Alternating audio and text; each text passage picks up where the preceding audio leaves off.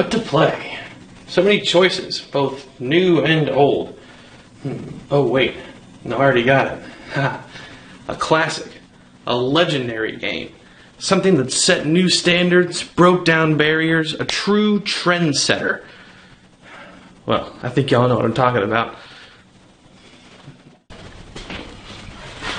Alright, I hope you guys are as excited as I am to try this one out. Games like this only come around once in a lifetime. Sumo attire adjuster? Oh, man, I tell you, I can't wait to dig into this one. Well, alright, let's get going. Oh, Metroid. Well, that makes more sense after what I said earlier. Didn't I also have... Okay, alright. Box. Well, Super Metroid and Metroid Prime are actually two of my favorite games ever. The original, though, I've barely ever messed with, so let's change that today. Let's revisit Metroid. Also, I didn't do that. It came like this, I swear.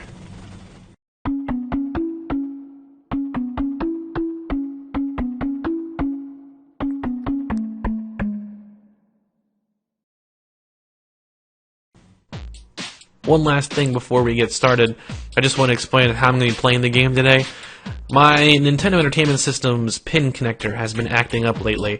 Doesn't play games so well anymore. It involves a lot of resetting and just overall not the best situation right now. So unfortunately, I will not be using the NES today.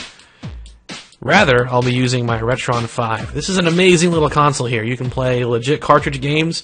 It runs them like an emulator, but the main benefit here is that I can use the original Nintendo controller to at least play the game authentically.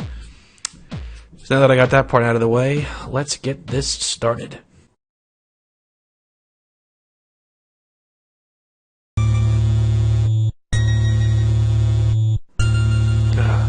Classic title screen. Feelings of isolation, just overall ominous sense to it. Super awesome to see. This title screen has been like referenced and parodied and redone so many times. What do we have here? Emergency order. Defeat the Metroid of planet Zebeth. Zebeth? What? Destroy Mother Brain, the mechanical life vein. What is this? Well, that's a heck of a title screen. Not unusual for games of this era to have weird translation issues like that. I've seen it before in other games that I have, like Mario Bros. 3 and Tetris. It's very similar. But let's break this down real quick. So first, Metroid. Singular. Well, how hard could that be? It's only asked me to defeat one. Easy. Issue 2. Zebeth, whichever you prefer. Metroid Other M, the first in the series to have major voice acting. They pronounce it Zebus. I never liked that personally, but, you know, to each his own. I like Zebes more. But we can all agree that it shouldn't be this Shakespearean twist on the word Zebeth. Weird. And then Mother Brain, the mechanical life vein. Come again? I have no idea. I don't even know where to begin. I don't know where to end. It's weird and I want to move on. So, here we go. Let's get into it.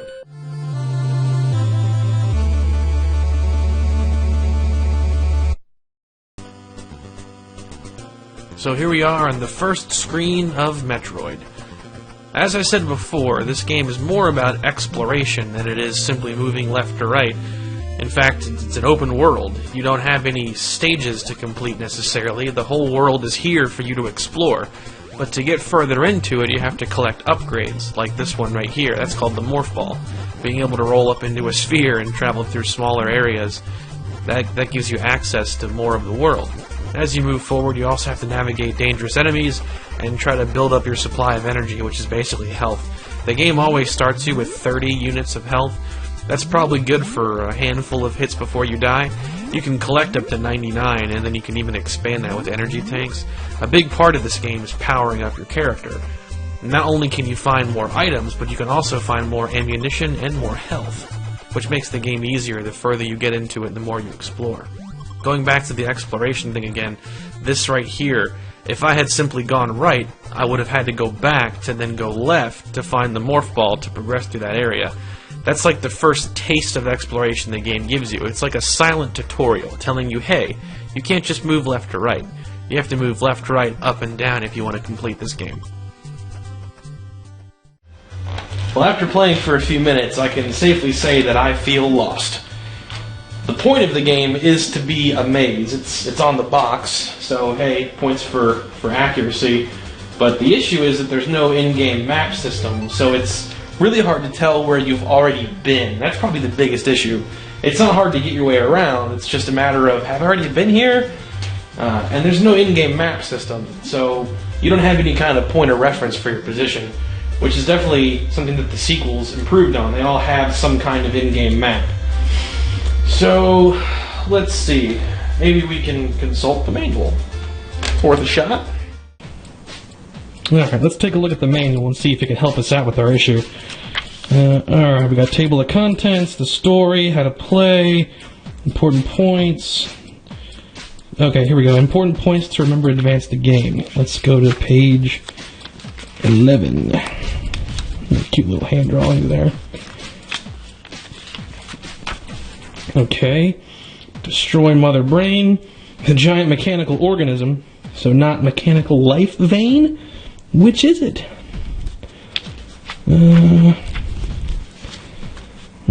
Seek out the mini-bosses. Wow. Look at Ridley. He looks nothing like that in the game. Wow. Okay. Aha! A map. That's what we want. So, okay. Corridor 1. That's where we started. And then I got to here for sure. But then... like a map here, but not here. So they bother to like draw out the whole first area, but then nothing else. These are all huge areas. Nothing. Oh. Okay, well, that ain't gonna help us. Well, the manual failed us, but that's okay. Back in the 80s, Nintendo actually printed a copy of the map in their Nintendo Power magazine, so people got like a really detailed look at what the game actually looks like. That definitely helped people out with their confusion. Today, we have the internet. With a quick Google search, I was able to pull up a very detailed map of the game, so now I know where I am. Definitely makes everything way more manageable, so with that, let's proceed. Now that we have ourselves a map, we can track where we are in the world and approach exploration much more efficiently. This is a good opportunity to actually talk about the game's world. It's broken up into 5 environments, 4 of which you have to explore, 1 of which acts as the final area where the last battle against Mother Brain takes place. Let's take a moment to introduce each area. The game's first area is Brinstar. This is where the story begins, and where a lot of your early exploration takes place. This is definitely the easiest area to get around. It has a pretty simple setup to it. It's divided into 4 sub-areas. The first side, which is this blue area, this is the left side of Brinstar. Then you have this middle portion that's broken up by these areas that have these acid pits in them. There's also a top middle portion that's defined by its green stone architecture, and then the right portion, which is defined by its gold color. The fact that they kind of code each area like this makes it so much easier to explore once you've gone around a little bit. Brinstar also houses connections to 3 other environments. You can get to Kraid's hideout, you can get to Norfair, and you can also get to the game's final area, all from Brinstar. So this is an area that you'll definitely be exploring the most out of all the game's areas. The second major area that most people explore is Norfair. Norfair has basically 2 environments to it.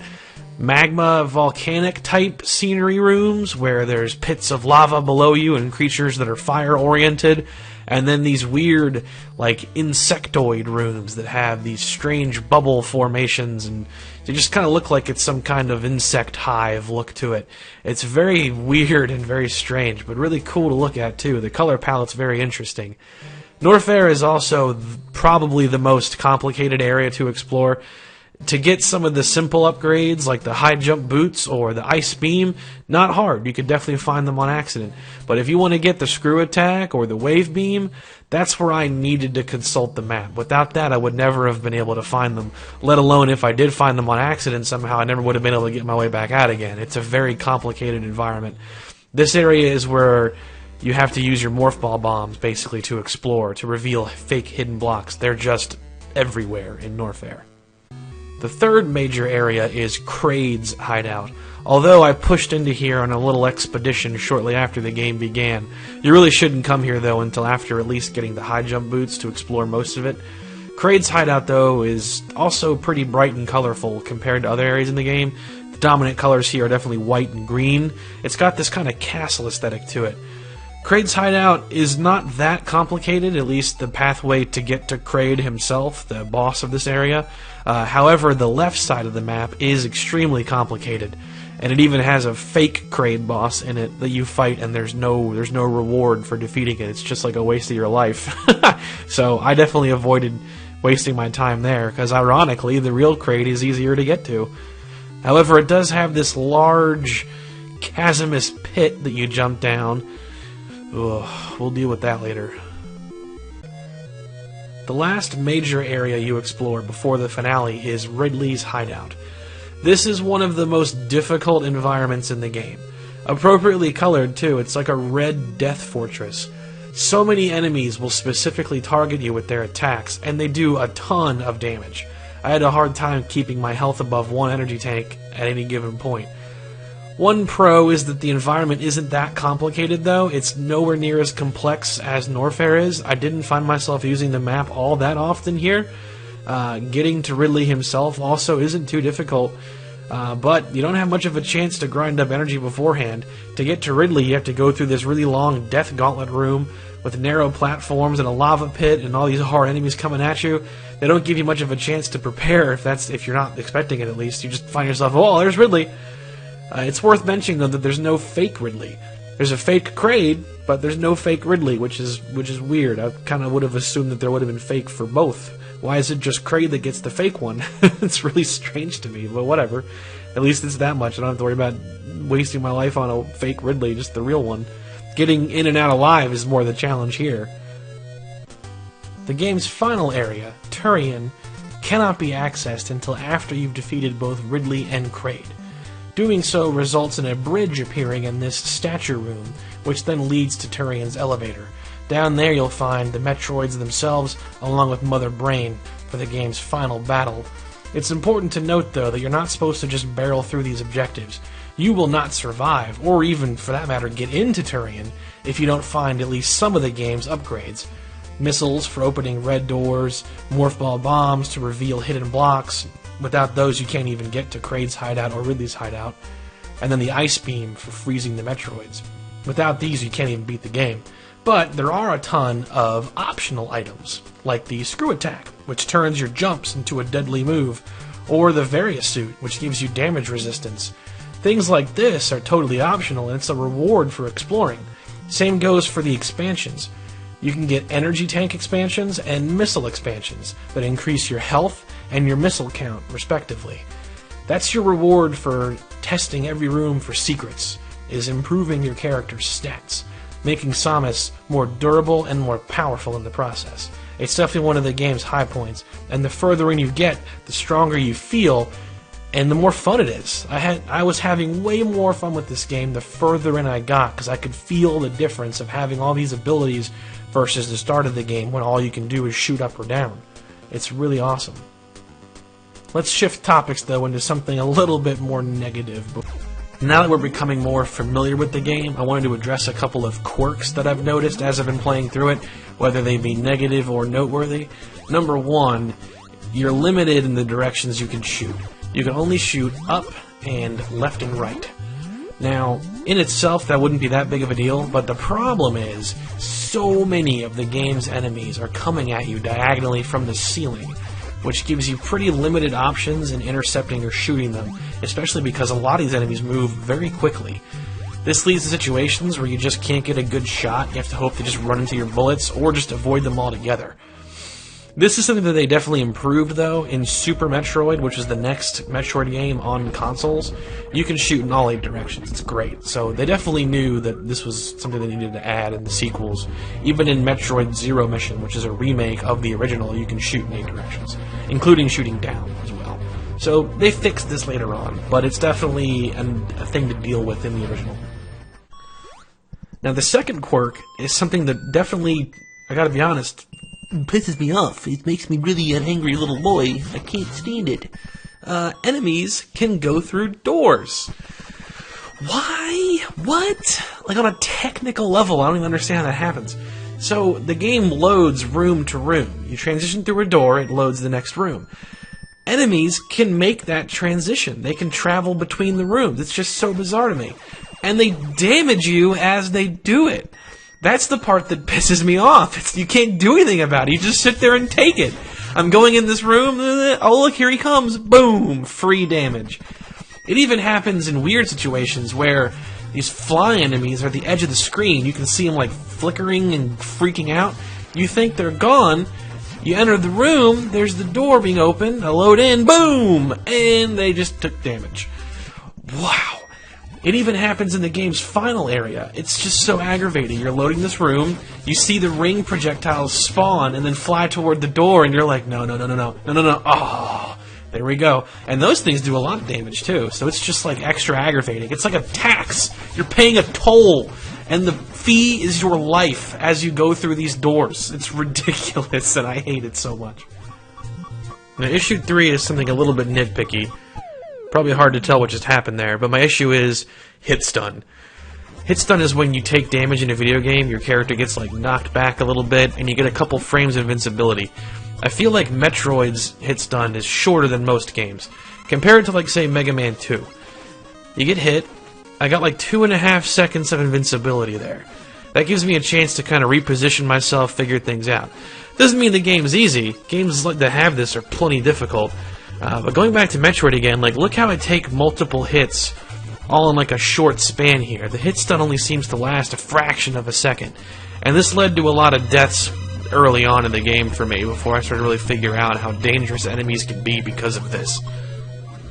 So the last thing I want to touch on is how the game handles death. This is where its age definitely shows. So dying in this game is not like dying in a normal game where you have to restart your progress, restart the level. No. When you die, it generates a password. This password is how you would continue the game if you wanted to stop playing. And then it sends you back to the beginning of whatever area you're in. In this case, it was Norfair. But here's the quirk. You still have all your progression. So you'll notice in the top left, my missile count is unchanged from when I died a moment ago. So people figured out pretty quickly that this is a good shortcut maneuver. I was done exploring Norfair. I don't want to be bothered to have to go through all those rooms and blow up blocks and all kinds of mayhem. So I just throw myself into lava. Easy shortcut. So it's definitely something that can be very easily abused. They actually ban this in most categories of Metroid speedrunning. They call it warpless runs if you don't use it. I only used it twice that I can recall. Once was right here for the example in Norfair, and the other was in Ridley's Fortress shortly after beating him. In both instances, there was nothing I cared to explore further. I knew what my directive was to go from, so might as well just take a shortcut and give myself a break. It's definitely interesting. Which, it brings up the point that if you legitimately were like, you know what, I'm done with my session of Metroid, I wish to take a break now, well, you better figure out a way to die to generate that password. You can't just, like, generate it on command, as far as I'm aware. So, really weird. It's like if you're playing Super Mario Bros. And, like, the only way to save the game was to just crash Mario into a pit or an enemy on purpose and then kill him.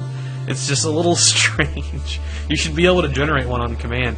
But that's just like the penalty of importing a game that was released on a console in Japan that had an actual save system. They had to, like, jerry-rig it when it came out to the US by adding in this password death mechanic.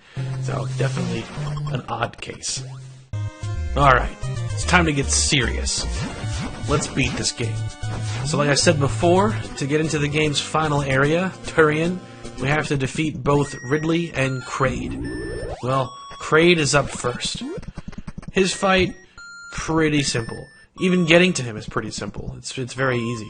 I didn't need a map to do it. I found it just by going there.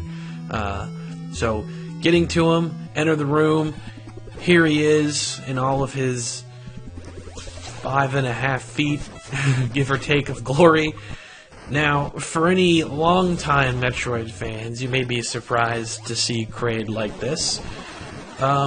He's a little on the short side. Only by a little bit. I mean, he's what, 6 feet here? I think in Super Metroid, he's only increased by about 70? It's not much. Yeah, so he's drastically different in every iteration after this, that's for sure.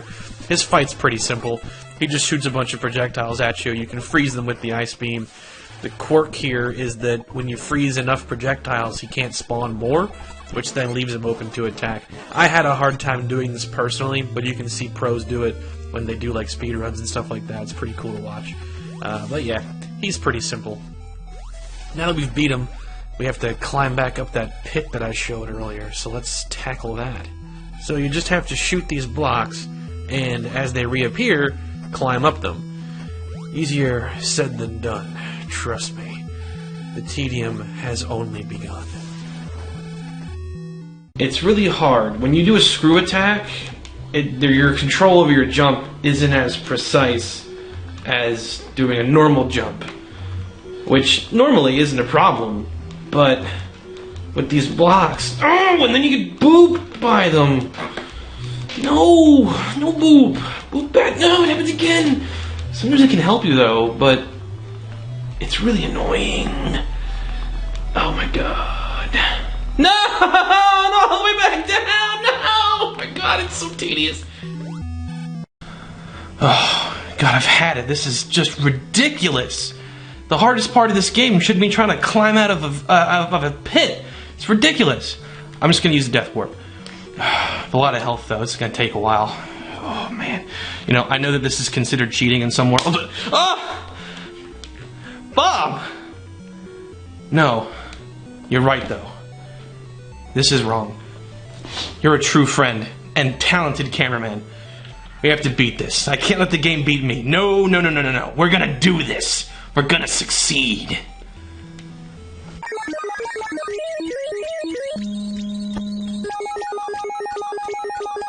And done. If I'm gonna say myself, I think that was just a little too easy. I don't know what I'm doing anymore. Cancel it now. Just cancel it now. Alright. Kraid, down for the count. Now it's time for Ridley. For those of you who don't know, Ridley is kind of like the closest thing to like an arch nemesis to Samus, the main character. He appears in like every Metroid game except for like maybe 2 or 3 as a major boss or chief antagonist. His appearance in this game, unlike Kraid's, is actually mostly unchanged in the sequels.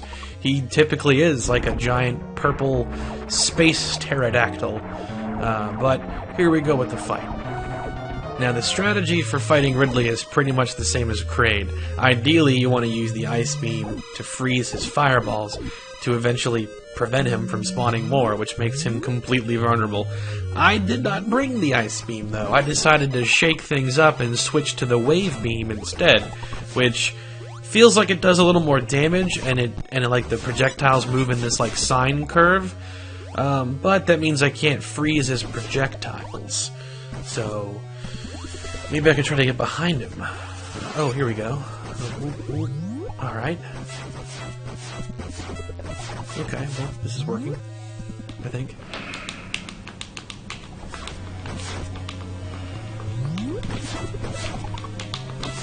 I have to wonder if the wave beam's even doing damage. I mean,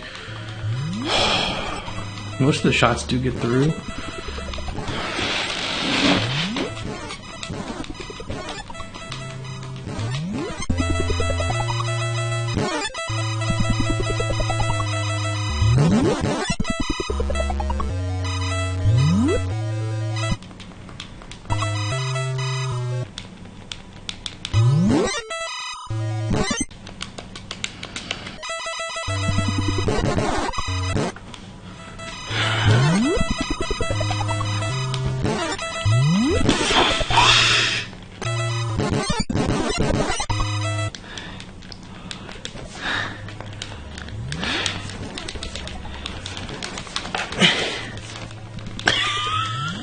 Yay!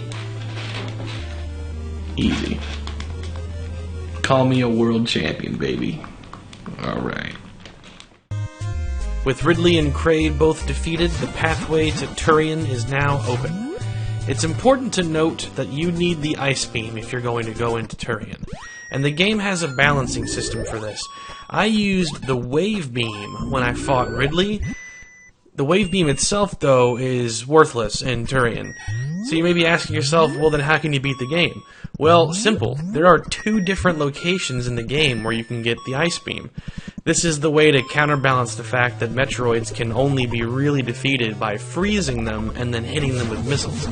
Yes, you could hit them with missiles without freezing them, but the little buggers move so fast and they're so aggressive that it's unlikely you're going to get any success out of just using missiles alone. You're going to get torn limb from limb. So, get yourself the Ice Beam and then head into Turian. Turian is the only part of the game that feels more like a typical side-scroller, because it's linear. It's one final challenge, one single path. No exploration, just you, the Metroids, and Mother Brain. The Metroids themselves are one of the more interesting enemies in the game. They're very aggressive. As soon as they're on screen, they just rush right toward you. They grab onto you with their little jaws and start sapping the life out of you. The only way to get them off is to roll into the morph ball and drop bombs. But during this whole process, you're taking damage, and one bomb isn't enough to get them off. You have to lay multiple, so it's pretty devastating, especially if more than one grab you at the same time. They can only be defeated by freezing them and then hitting them with missiles. And this is why the Ice Beam is so important for this game. Without it, you could use missiles alone, but it's unlikely you'd ever hit them enough times to kill them before they have a chance to grab onto you. As you push further into Turian, every room has Metroids, and eventually rooms start to spawn these ring-shaped projectiles called Rinkas. They come from every direction, and they do pretty significant damage. It's just trying to wear you down before you get to Mother Brain's chambers. It's really obnoxious. You can learn to predict where they're coming from, you can freeze them in place, but there are times where they'll just take hits that you can't avoid, like the door thing that I mentioned earlier. That's never fun. But as you keep pushing through past everything, eventually you'll find yourself at the final battle. So this is it, the final room in the game, Mother Brain's chambers. The objective here is pretty simple. Get to the end of the room and defeat Mother Brain. But between her and here are a bunch of barriers called Zebatite, or Zebatite. These barriers can only be destroyed by missiles. This is where it gets really difficult, because you have ring projectiles, the Rinkas, are coming at you from every angle, there's turrets firing, there's so much going on that the game's slowing down, it's pandemonium. Now, the first time I did this, I ran out of missiles. Which sucks, because nothing in here drops missiles. So whatever you got when you come in is what you got to play with. And if you run out, well, you can only backtrack. So I thought to myself, well, maybe I can kill Metroids for health and more missiles. Well, paradox, because Metroids also can only be killed by missiles. So that means...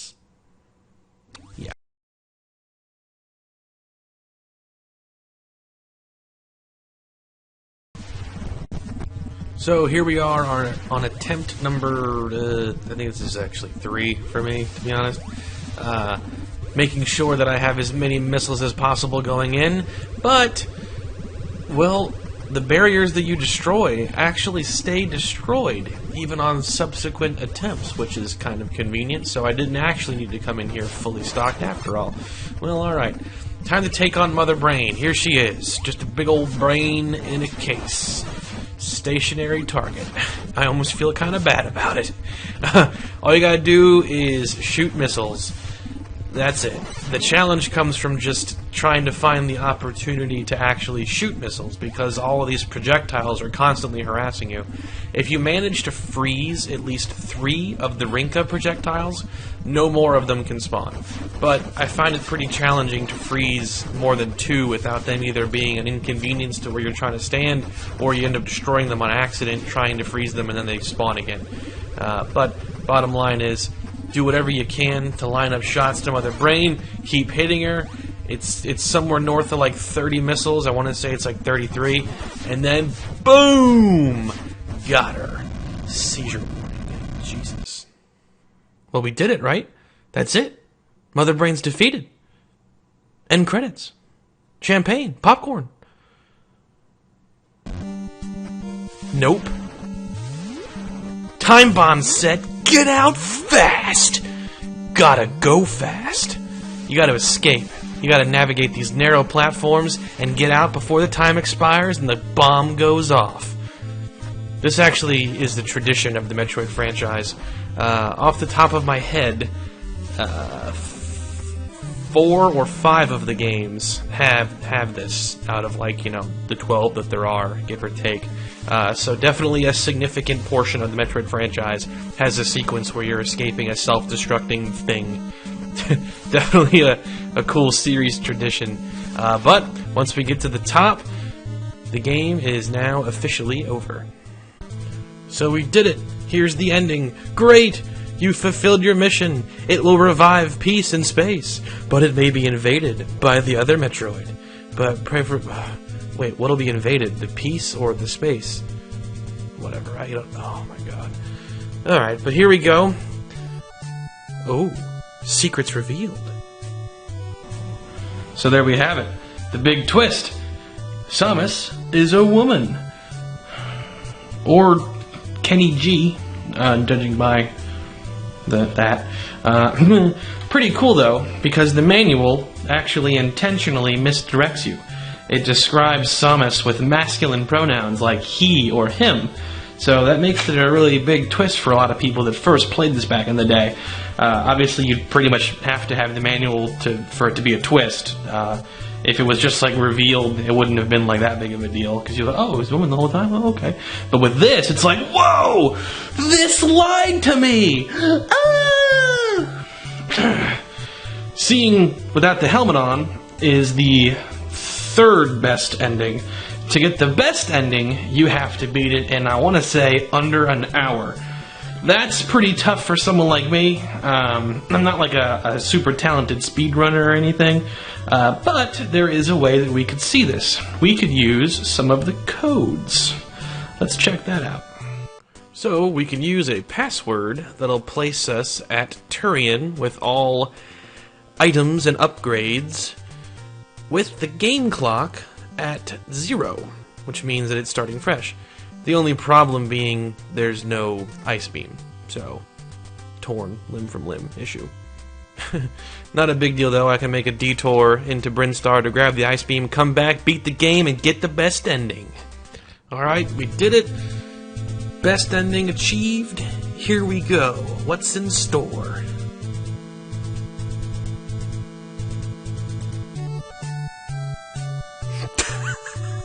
Oh man. Nintendo. Oh, calm down. Oh, jeez. Alright. The best ending. Samus in a bikini. Oh, man. It's definitely a controversy point for the game. You do some quick research online, you find a lot of stuff. So people don't like how it's a twist that she's a woman and that you're playing as a girl the whole time or whatever. So it's like, oh, she was a woman the whole time. Oh, because the manual lies to you. It says that it's a he and him when referring to Samus. And boom, mind blown, it's a woman. But they're celebrating that. But at the same time, hey, you beat the game faster. She's got less clothing on. So I can understand where the controversy comes from, because they're like, hey, you're objectifying her at the same time that you're celebrating the fact that it's a woman. Like, I don't know. I used to care more about it. I don't really anymore, because at the end of the day, does it like hurt her character? Absolutely not. In every game, she's awesome. She's a really powerful, really cool, and super interesting female protagonist. Metroid Other M is like the only one that like kind of damages that, not because it sexualizes her, but because it makes her boring and useless, and that's why that's one of the more flawed games in the series. But all the other ones, it's fine. It doesn't detract from it at all for me personally. I I definitely get it. I can see why people have an issue with it. I definitely don't anymore. But, it's worth bringing up. So one final thing I wanted to go over before concluding this is Metroid Zero Mission. Metroid Zero Mission is an enhanced remake of the original Metroid game. And I gotta say, every complaint that I've made thus far in this revisiting is solved in Zero Mission. It's a great game. Whether it's mechanics such as being able to shoot in 8 directions, or new features like now they have a map system, and the environments have more variation to them thanks to the enhanced graphics. They added cutscenes, there's a whole new third act to the game. It's just awesome. They even added upgrades from games that came out after the original Metroid, so things like the space jump and the speed booster, which were not present in the original, are now in this enhanced remake. So it's super awesome. Basically, if you took Metroid and Super Metroid and fused them into one game, you get Zero Mission. It's really awesome, and I highly recommend playing it. If you're in any way interested in these games, I would almost recommend it. I would definitely recommend it above playing the original, honestly. If you're the kind of person that enjoys playing games in higher fidelity or just more modern games, Zero Mission is definitely the one to seek out first. It's a great way to introduce yourself to the franchise. So yeah, with that, let's move on to the conclusion. Well, that about wraps up this revisiting of Metroid. In summary, if I was going to use one word, it would be antiquated. And that definitely sounds negative, and it kind of is. So, the first, 20, 30 minutes of this game were a mixture of being really, really boring and really, really tedious. Once you start to get more of the upgrades, the game gets far more interesting and more fun, especially after you get, the screw attack and stuff like that. But ultimately, it's a game that's almost too ambitious, interestingly enough. It's got this huge world that you can explore at your leisure once you get at least missiles and morph ball bombs. At that point, you can go anywhere you want, pending a couple of areas. So it's got, this huge world to explore, but it doesn't have a map system, and the map that comes in the manual is like a joke. So a lot of people get confused, and that's a big turnoff for this game. A friend of mine said that exact thing. He's like, I played it for 20 minutes, didn't know where I should go, and I gave up. That's what happened to me too. I got I tried to, you can explore Brinstar and kind of find things on accident pretty easily, but God help you if you don't have a map and you're going into Norfair trying to find Ridley's hideout. Holy Lord. I would not have been able to do it without a map. I used the map just to see the world. I didn't use it to plot my course necessarily. It was just occasionally, okay, where am I? Okay, I can go any of these directions from here. Alright, got it. Without that though, I would have been lost. So for anyone who's played this game and gotten all the way through it to the end without using a map, you are crazy. Because that means that you would have been morph ball bombing every single tile in every single room, just trying to see where you can or can't go. It's ridiculous. And that's the biggest detraction that I have with this game is that feature. It's a confusing game.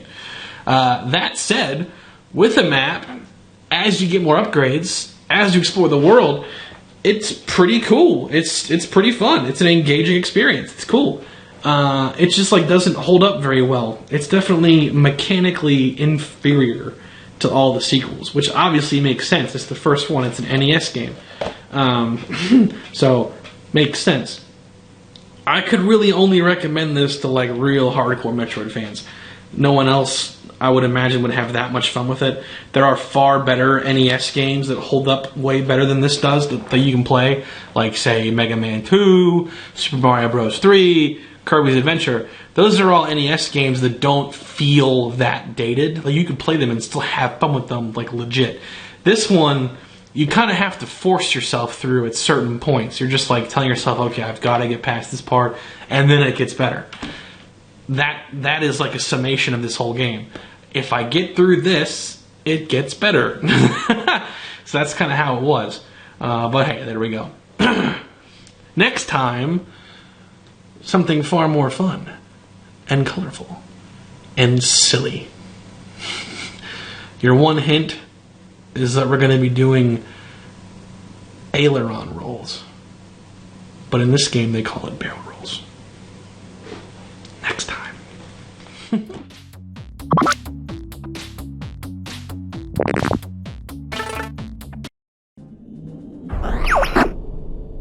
It's about time you showed up, Fox.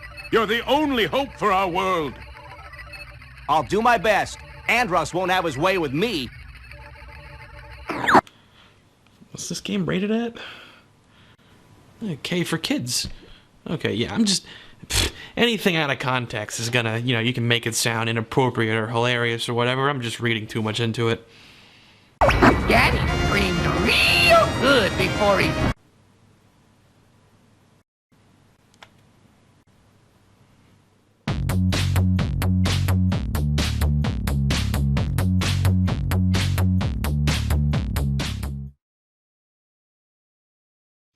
Okay, now that the game's true nature has been revealed, let's move forward. So obviously today's pick is StarFox 64. I love this game. Played it all the time when I was a kid on the Nintendo 64. Continued to play it here and there throughout the rest of my life. So I have a lot of nostalgia for it, but also a lot of current day love for it. So I'm really excited to talk about it today. Let's just jump right in. So what is StarFox 64? Well, to label it as simply as I possibly can, it's a rail shooter. What does that mean? Well, it's an action game where you shoot enemies, but you move on a rail, basically a guided path. So you're not able to freely control where you go, rather the level's moving and you're kind of along for the ride. It's up to you to avoid obstacles and shoot down enemies as you move along the path through the level. At the end of each stage, a boss fight happens. I think that this is one of the high points of the game. The boss encounters are a lot of fun, and they're very different. Sometimes they're large spacecraft that have obvious glowing weaknesses. Sometimes they're creatures you have to fight and take down. Some are more simple, some are more strategic, and that balance is what makes it so awesome. They're all so different from each other. In a lot of the boss fights, it's also what introduces a thing called all-range mode. All-range mode shifts the game from the linear path style to a more open arena style where you're free to fly left, right, up, and down, outmaneuvering enemies and taking them on. Within the all-range mode, you also encounter Starwolf, a rival mercenary group to your own that you have to dogfight with. That's definitely one of the highlights of the whole game, and we'll get to that a little bit later. The game itself is not very long. It's like 45 minutes to an hour to go from start to end credits. And that sounds like it's shamefully short. But that's where StarFox 64 is unique. It's designed to be replayed. There are multiple paths to approach the final battle from. An easy path, a medium path, and a hard path. The cool thing though is you don't have to commit to completing one all the way through. You can actually shift. By completing optional objectives within levels, you're able to choose where you go next. And this is where you can go from easy to medium, or from hard to medium, or just all over the place. There's also secret warp zones that take you across the map, so you can really achieve a crazy order of events to go from start to finish. And that's where a lot of the fun is discovering what those objectives are so you can see every level. Or even just do a playthrough where you try to target only your favorite levels. It's really awesome. I do want to take this opportunity to briefly talk about the original game in the series, the first Star Fox. If only because I'm never going to do like a dedicated episode for this game. I just don't think there's enough to talk about, so I might as well just sprinkle it here. But the main thing is that this game is very unique because it's an experiment. It's a tech demo. They were basically thinking, well, we want to do some new technology. We don't want to quite release a new Super Nintendo, so instead of upgrading the console, let's upgrade the cartridge, which is exactly what they did. You'll see on there that it says Super FX chip. I also really like the cartridge itself. Star Fox is on there. He's like, yeah, this is my game. I'm Star Fox. It's like just him by himself. Anyway, Super FX chip. It allowed for far more graphical sophistication than what the console was capable of doing. So it's really unique. I'm only aware of one other game that has the Super FX chip in my collection, at least, and that's Yoshi's Island, which doesn't use it anywhere near the same extent that StarFox does. StarFox renders like 3D polygons and graphics and stuff. Yoshi's Island is more just about creating all kinds of cool little rotation effects and other things like that. So let's take a moment to explore the original game in this series before we go back to talking about Star Fox 64, shall we?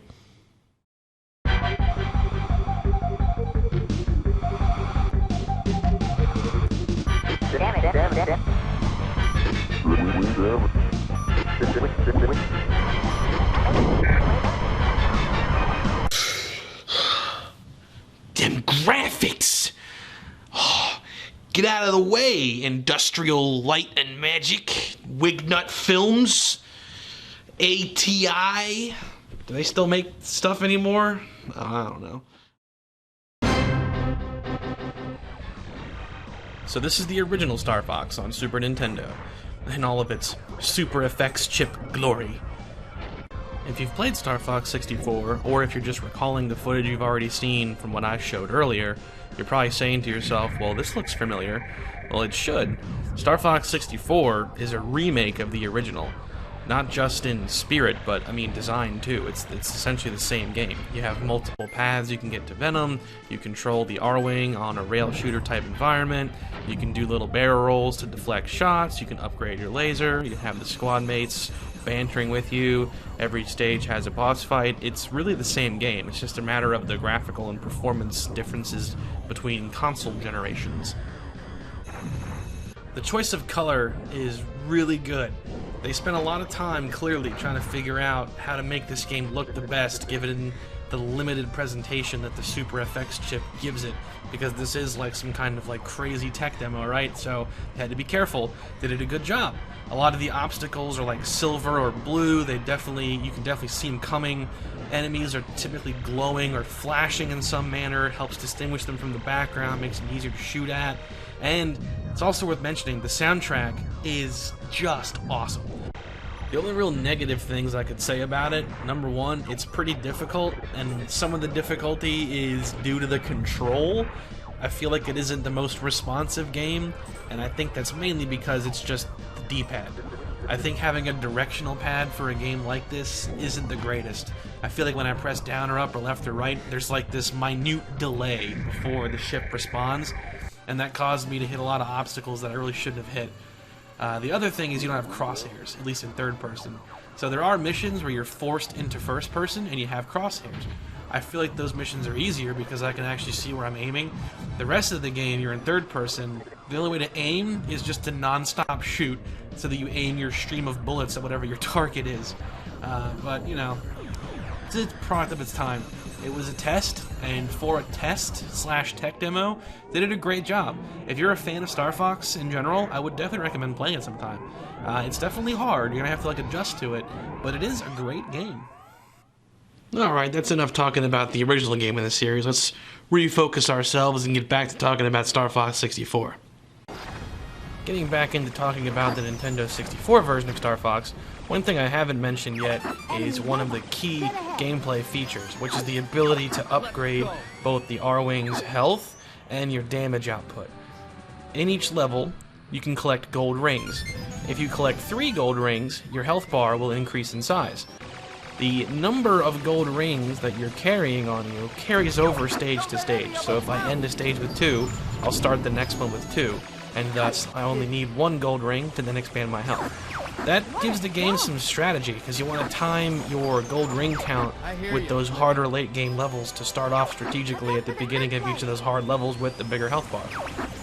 Collecting a laser power-up will upgrade the R-Wing's weapons.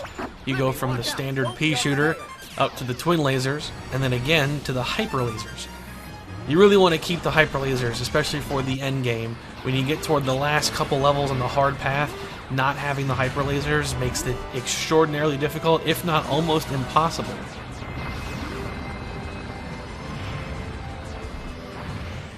This game has a lot of little nice details to it. Like, for example, if you press up on the D-pad or forward on the C-stick, you go first person. Let's check it out. Flippy, get back here!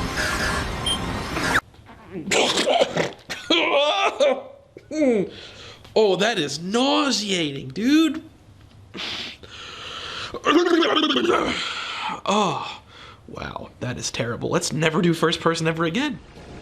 If you take too much damage to one of your wings, it actually breaks off, and that'll downgrade you from the hyper lasers back to the standard pea shooter.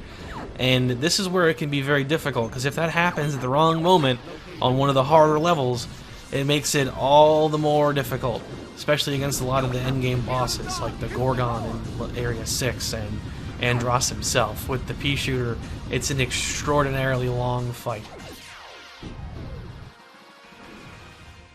Now that we're back in the swing of things, StarFox 64, I feel like the next thing we have to talk about is one of the game's most famous attributes, the voice acting and the characters. Sometimes it is too much. You're not alone on your journey through the Lilat system. Fox is joined by his 3 squad mates. Peppy, the old wise rabbit who pretty much ceaselessly gives you tutorial advice. You got an enemy on your tail. Use the brake. Use the boost to chase. Do a barrel roll. Slippy, whose special trait is that he's terrible at flying and always needs help. Slippy, watch out. Bogey on your tail. Whoa! Help me! Thanks, Fox. I thought they had me.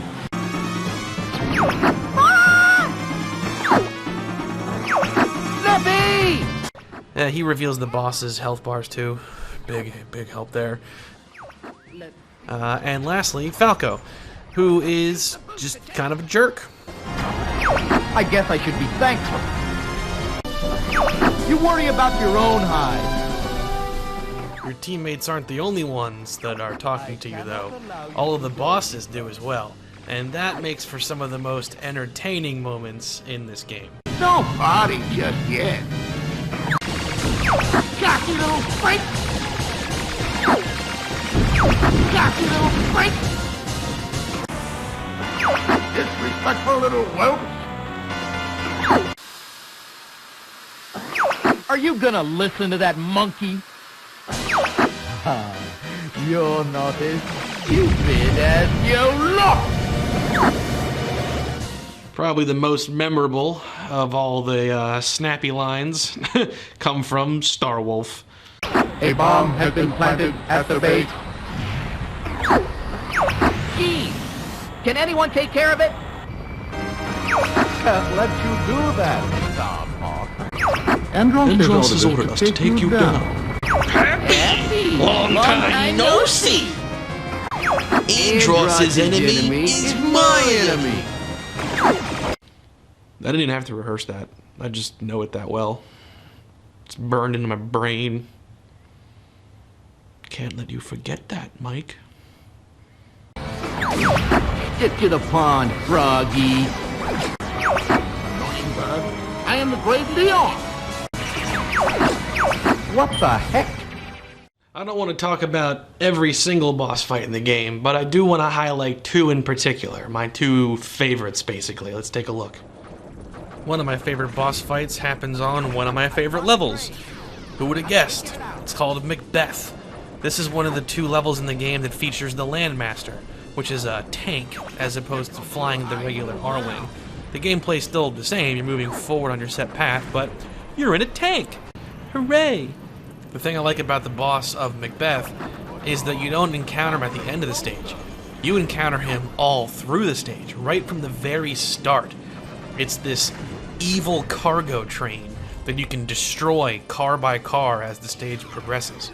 The best part is how the final confrontation with the front of the train plays out. Sure, you could treat it like a normal boss fight and fight the mecha devil kite thing that he has, or we could flip some switches and send his train going the wrong way.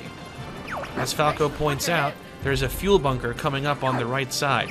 If you manage to hit all 8 of the track switches before the master switch shows up, you can cause a very different ending to this boss fight to play. Step on the gas.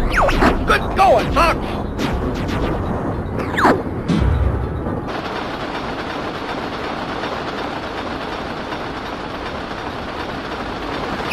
No! Hit the brake!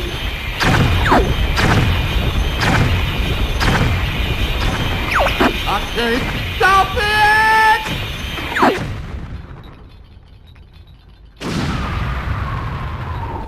What have I done?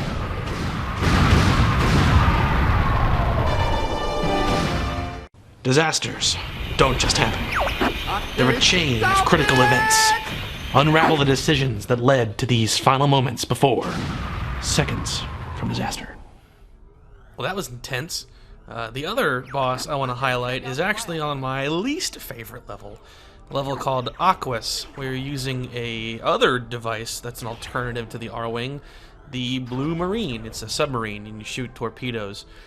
This level is really difficult and I hate it, but the boss is really good.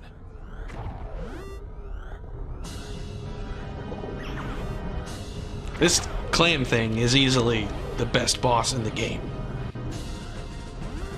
Oh god, you got there's so much going on. Like there's like the snakes are coming out of the top. You gotta take care of them. But you can't. There's all the clamshells opening and closing and pushing you back. There's the turrets. They're shooting at you. You can shoot them back though. You can take them out temporarily. You want the clam to stop shutting its doors, so you gotta shoot the membranes. But then you gotta shoot the thing in the face. You gotta shoot the eye. Peppy's saying shoot the eye, but you can't shoot the eye because the things are getting in your way. You gotta destroy the turrets. You can't destroy the turrets because the turrets shoot the projectiles. Your torpedoes hit the turrets. You take them out. You shoot at his eye, but the missile, the torpedo didn't get there in time. It gets intercepted. So you shoot it again. There's just so much going on. Oh my god! That insanity and all that multitasking is exactly why I love this boss fight so much. There is just so much going on that you have to manage and take into account as you're fighting him. It's really difficult, but it's also really rewarding. You did it! There was something else about the N64 version of Star Fox I'm trying to remember here. Something unique about when it got released. Well, hello there. Who are you? I see you're playing Star Fox 64. You wouldn't want to miss out on the Rumble Pack, the accessory that was made and released with Star Fox 64. Check it out. Yes, it provides advanced force feedback for actions that take place in the game, giving you unparalleled immersion. Alright, thanks, dude. This game has multiplayer too. If we're gonna play with this, we should check out the versus mode. What do you say? Multiplayer? I believe this game supports up to 4 players, but we are just 2. I'll see if I can wrangle up some more volunteers. No, what do you mean? We only need we could play it right now. Again, Alright, whatever. Okay, well, we can mess with this, but the versus mode, we gotta... Bob! You in?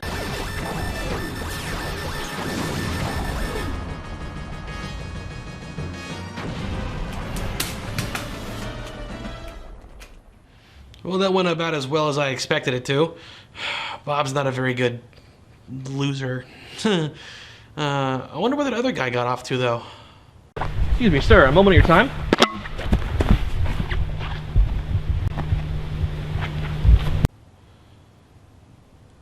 He's probably fine. I mean, who cares? I don't even know who that guy was. But we might as well talk about the Rumble Pack that he so generously gave me. The Rumble Pack is a pretty nifty little accessory. Just stick 2 batteries in there, plug it in the controller, and you're good to go. The Rumble Pack was marketed alongside Star Fox 64. It works for some other games too, but Star Fox 64 is the draw.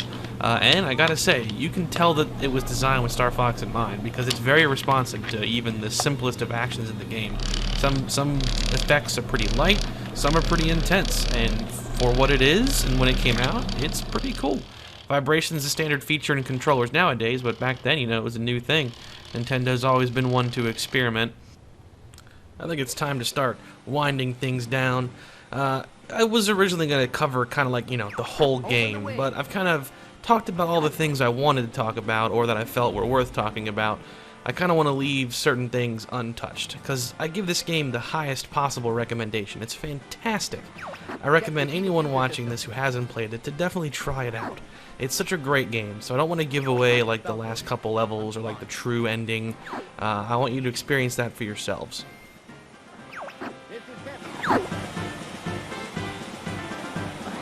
I see him up ahead. Let's rock and roll. Well, alright, that's Star Fox 64. Fantastic game. Always loved it. Always will continue to love it. It is worth mentioning that although Star Fox 64 is itself a remake of the original, they have remade it again 2 times since. So they remade it / re-released it on the 3DS with Star Fox 64 3D. It's really good. Like, the graphical upgrade is really good. The music isn't as good, though. They changed it. I don't like it at all. And then they remade it again. Well, not so much the 64 version, more as it is the original, but bottom line is, they did the same concept again with Star Fox Zero for Wii U, and for the most part, people don't seem to like that game very much. I had never played it before. I don't have a Wii U. I was waiting for a good deal on one. I heard it's not very good, though. But bottom line is, Star Fox is a franchise that's just riddled with the concept of starting at zero every time. Star Fox on Super Nintendo gets remade as Star Fox 64, gets re-released as Star Fox 64 3D. Original gets remade as Star Fox Zero. Like, good lord. Come on, guys, make some sequels. Well, they did. Star Fox Adventures and Star Fox Assault on the GameCube are both sequels to Star Fox 64, but they're kind of terrible. So it's a really odd franchise. Nintendo really has only found consistent success with a couple of their core franchises. Others have ups and downs, and Star Fox is one of them. So the future of the franchise is uncertain, but I will always love what came before. They're so great. Thank you for joining me on this revisiting. I'll see you guys next time.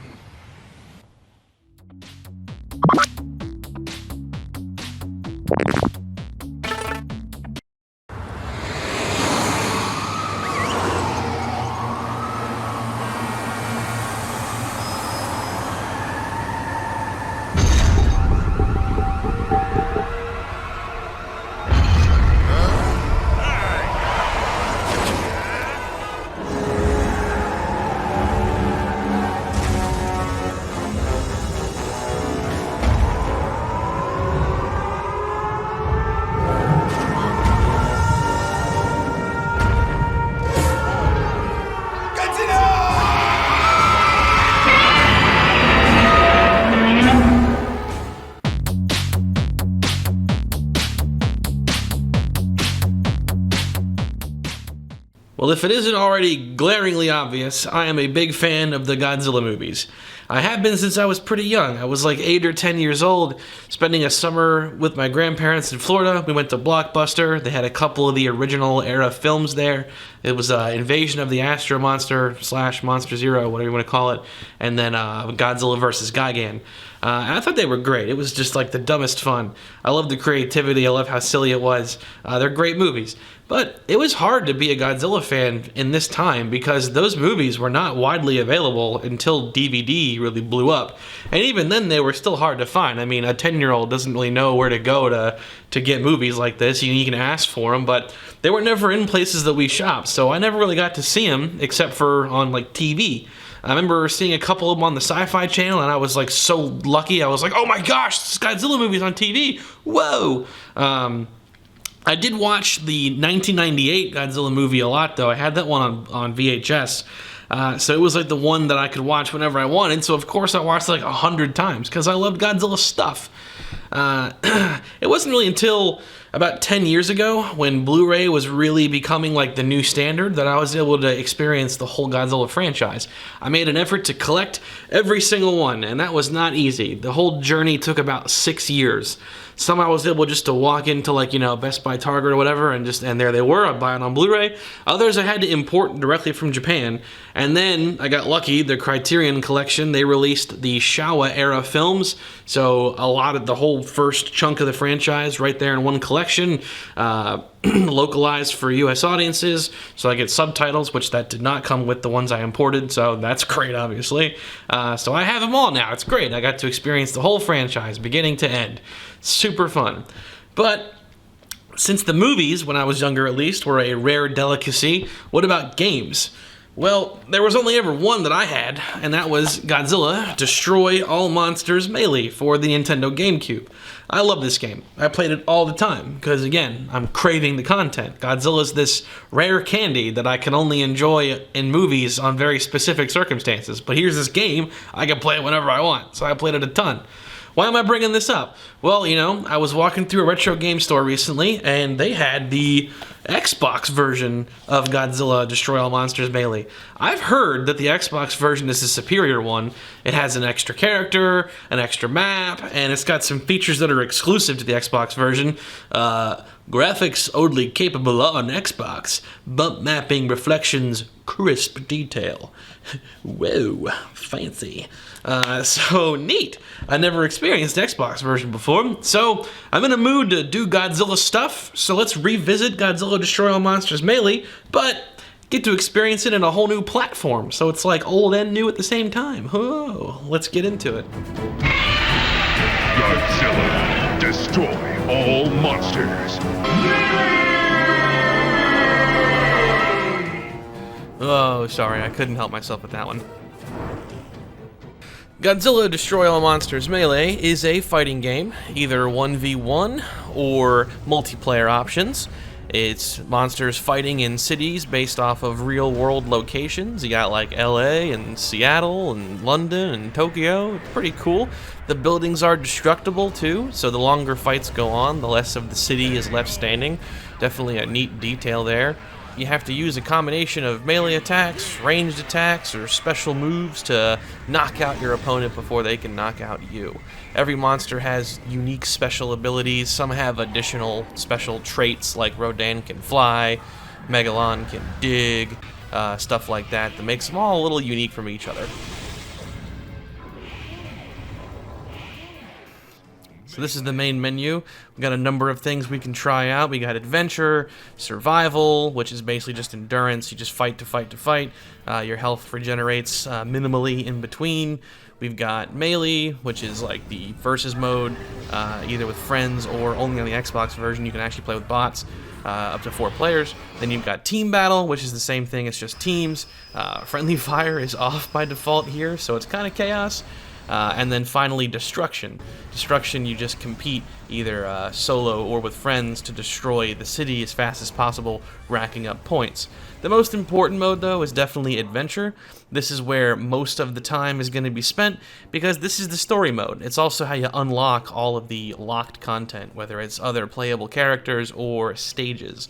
So let's start our journey there. Alright, well, I've been straight shooting it thus far, just kind of getting us all introduced to what this game is and what it's about, but now it's time to get into the meat and potatoes of the matter. This game is pretty silly.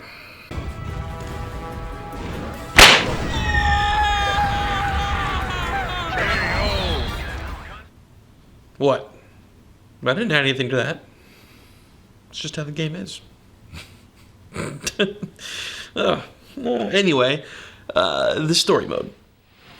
Attention, inhabitants of the planet you call Earth. We are the Vortac, alien invaders from a distant galaxy who possess an intellect and technology far superior to your own. We have come to seize control of your planet and plunder its resources for our own purposes. It's what we do. All Earth inhabitants will be enlisted to do our bidding. You are instructed to proceed to the... I like the ooh music playing in the background. We have seized control of your Monster Island facility and have unleashed all monsters under our mind control rays. Monster attack on your major population centers is imminent. The aliens' appearances are clearly based off of the Zillions from Monster Zero, who have been featured in a couple of Toho films, so it's pretty classic to the franchise. Not even your strongest monster can break free of our control and defeat the others. That is all. Am I still on? Oh. Well, we now return you to whatever it was you were doing. Idiots. I also like the little bits of humor with it, where he's like, it's just what we do. Pretty cordial to the species you're conquering, like, hey, we're about to conquer you. Man, It's what we do. we gotta do it. It's what we do. It's pretty funny. There's a cutscene at the beginning and 2 at the end of the adventure mode. I won't show the end ones. I just wanted to talk about this first one real quick just to give us some context for the adventure mode. But let's continue. Adventure mode's pretty simple. It's 8 fights, all back-to-back, the last of which is against either Mecha Godzilla or Mecha King Ghidorah, depending on which character you choose in the beginning. So it's pretty straightforward. It is difficult, though. You definitely need to learn how to play the game, or learn whatever character you're playing as, if you want to get through it. Because this definitely isn't like a traditional combo-based fighting game. Now, I'm not saying that there aren't combos in the game, because there totally are. It's just not the main way that you're dealing damage. It's more about control, because your monster deals specific types of damage with every attack it does. For melee attacks, you have either edged or blunt attacks, and then every monster has some kind of ranged ability called an energy attack. Energy is completely effective in every situation. It's the hardest hitting, biggest damage dealing move that any monster has. A fully charged energy attack is absolutely devastating. For the melee attacks, though, different monsters have different resistances or weaknesses to either edged or blunt attacks, and that creates matchups where some monsters are just woefully ineffective against others that have those better resistances. The last couple of things that are worth mentioning are grabs. Grabs are also pretty much universally effective. You can grab an opponent and do some kind of special throw for good damage. Some monsters have faster or larger grab ranges than others do, which definitely, again, creates like these matchup scenarios where just some monsters just really can't rely on the grab too much. The AI will be pretty aggressive with it too. If you're blocking and you're near them, they're going to grab you. So you gotta watch out for it. They definitely go for it whenever they can. But the grab animations are some of the funnier parts of this game. You can also collect the Rage power-up. It'll appear here and there during matches. It increases your attack power, so that's a good time to try to go for some combos if you can, because it'll do more damage. But it'll also allow you to do a special move.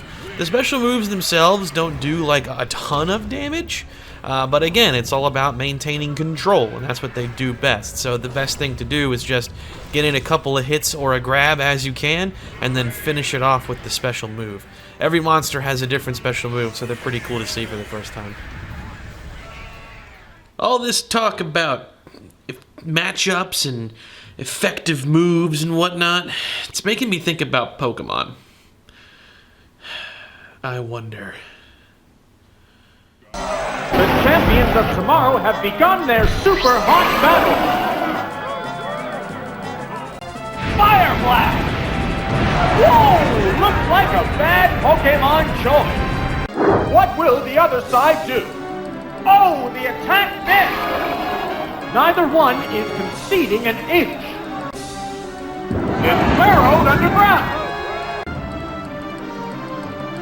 It can't make a move! The attack is still continuing!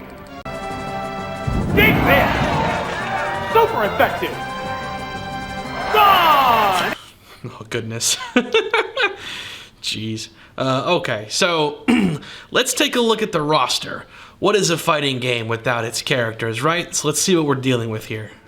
The game initially gives you 4 characters to choose from: Godzilla, Megalon, Gigan, and Anguirus. As you complete the adventure mode with each one of these monsters, you'll unlock new ones. There are 10 visible monsters you can unlock, and then there is one hidden one, that black icon that's on the character select screen. That one gets revealed once you've beaten the game with everybody. There is one additional secret monster that's only on the Xbox version though.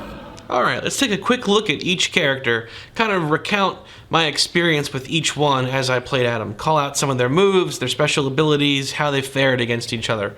The neat thing is the Xbox version I got has the manual. The GameCube version I've always had was pre-owned when I bought it and didn't have the manual.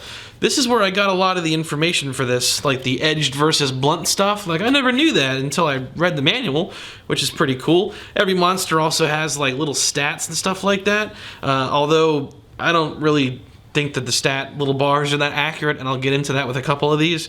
But also, I'm going to be using the move names as they are listed in here. So if you're like, where is he getting the term Thunderball from for this attack?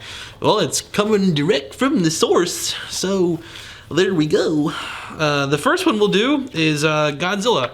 Let's take a look at Godzilla 90s and Godzilla 2000s. Adventure mode. The two different Godzillas in this game are the two kind of characters that anyone can pick up and play. He's like the standard starter character for any fighting game. He's pretty fun to play as. He has a little charging move that lets him close gaps pretty quickly, giving him some good agility. The 90s Godzilla, his atomic breath is blue, and the 2000s Godzilla, his atomic breath is orange/red, which is actually what they did for a couple movies in the Millennium series. Gives them some differences. Other than that, the 90s and 2000s Godzillas are pretty much the same. They do have one of my favorite moves is this jumping tail swipe thing. I love what it does to opponents when they get hit by it.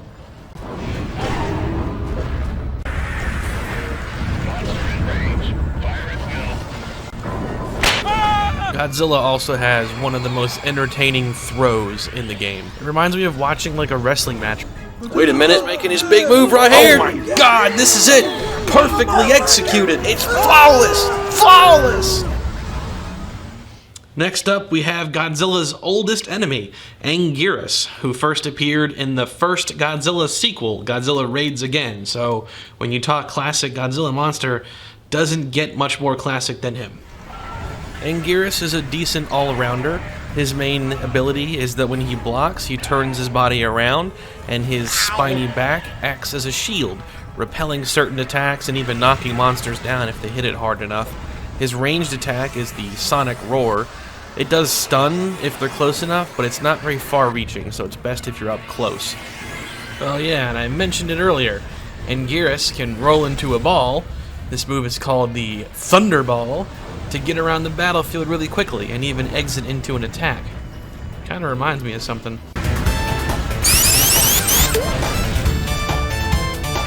Gotta go fast! This is actually a pre-order bonus for Sonic Colors. 10 years later, worth every penny, baby. Anguirus has really high agility. He definitely gets around the battlefield pretty quick. He's not the strongest, certainly not the worst monster. I had a fun time playing with him. It was a lot of fun to bait monsters into hitting his spike shield, for sure. His rage move is okay. Doesn't do the most damage, but it definitely gets the job done if your opponent has low enough health. Next in line is Megalon, a giant beetle with drills for arms. He can dig, and boy is there an exploit with that. Megalon is not the best. He does have a number of strong attacks and even a couple of good combos, but they have really big wind-ups and it's hard to get them off consistently. He makes up for this though with his special ability, the ability to burrow underground. He can also exit from underground directly into a grab, and that's where I discovered a little exploit. As long as you do one specific type of special grab, you can immediately burrow underground and be ready to grab again just as your opponent is standing up. Simply rinse and repeat for a guaranteed victory. Works in every application, guaranteed. All right, this next one is where I debate what the little stat things say. We got Rodan, who's one of the really classic Godzilla characters, also from its own movie. But it lists Rodan's attack and defense as being like just the worst. But I'm going to show you proof that that's wrong.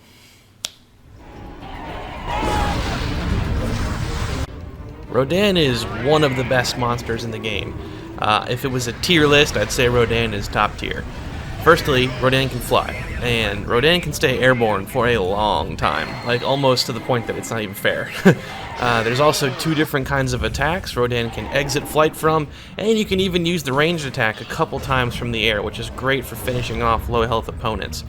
Rodan also has like the largest grab range because it lunges forward when it does the grab, which makes it more likely you'll succeed doing it. And Rodan's little special move with rage attacks, it has a pretty good coverage of ground where it hits. But mainly, Rodan has the excellent ability of closing gaps between wherever it is and the opponent with this charging move that hits really hard. A lot of Rodan's moves hit really hard, which is why I don't think that the manual is being completely accurate about the way it describes certain monsters.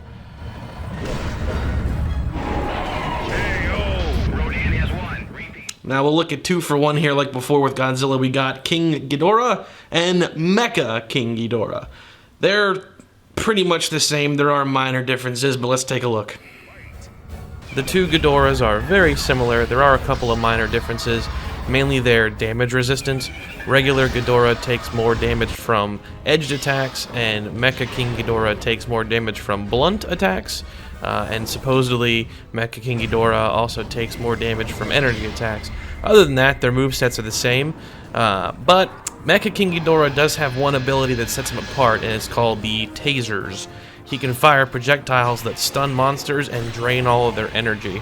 If you time it just right, you can really hinder certain monsters from landing certain kinds of attacks and leave them wide open for punishment or grabs. It makes both of them pretty formidable. And they can fly. They both have very good closed gap attacks, whether it be from the skies or just on the ground. Surprisingly nimble for how big they both are. It makes them both really formidable opponents in this game. Next up is Destoroyah, or Destroya, or Destroyer. So many of these Godzilla characters have like 1,000 names between the different English dubs, subtitles, what they can or can't trademark. Destroya is probably one of the best characters in the game because of one specific move he has. It's super fun to be the one using it. It's teeth-grindingly irritating to be the one on the receiving end. Yeah. Where are the Power Rangers? I will crush them! He always reminds me of a Power Rangers episode. I don't know why. It's probably just because he's like over-designed. He's got so much going on with his design. It's just, it's a lot to take in when you look at him. As far as a character in this game, though, he's probably the best. Mainly because of his move, the Horn Katana. It's an energy beam sword that comes out of his horn that he attacks with. It cannot be blocked at the cost of it using energy to use, but it doesn't use that much. You could probably get off like 4 swings with it before you're out of energy, and that's 4 guaranteed high damage attacks against your opponent. It makes him very just awful to fight as an opponent because the AI will spam this move, even to the point that when it knows it can't even use it anymore, it's still trying to. So when you finally unlock Destroyer for yourself, it's a ton of fun to turn this back around on the game and just go to town on it, using this move with reckless abandon. It's also because of how good it is, he's got my fastest completion time on the medium difficulty, just because it's just an easy move to take advantage of and just spam. It's great.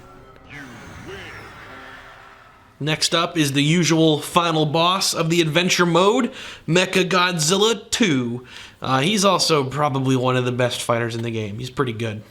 Mechagodzilla 2 is a lot like Destroya in the sense that one of his main attacks, his best one, uses energy as opposed to just being a free move that you use. Destroya had the Horn Katana, Mechagodzilla 2 has the Plasma Grenade. That's what it's called in the movie, at least. The manual refers to it as the Plasma Finisher. It's not as easy to repeatedly spam as Destroya's Horn Katana is. You could probably get about 2 or 3 uses off of it before you're totally out of energy. But just like the Horn Katana, it really can't be blocked, and it does solid damage. Combine that with Mechagodzilla 2 abilities to fly and his finger missiles, which travel across the whole map and do a substantial amount of knockback, and he's also one of the best fighters in the game.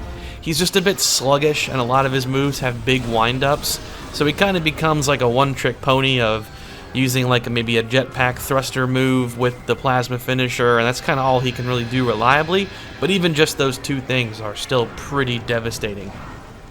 Alright, now we're at the last of the standard cast of characters, the ones that are visible even if they're locked. They have icons that are darkened out, you know that they're there, and that's Gigan. I saved Gigan for last, for this part at least, because he is the actual worst.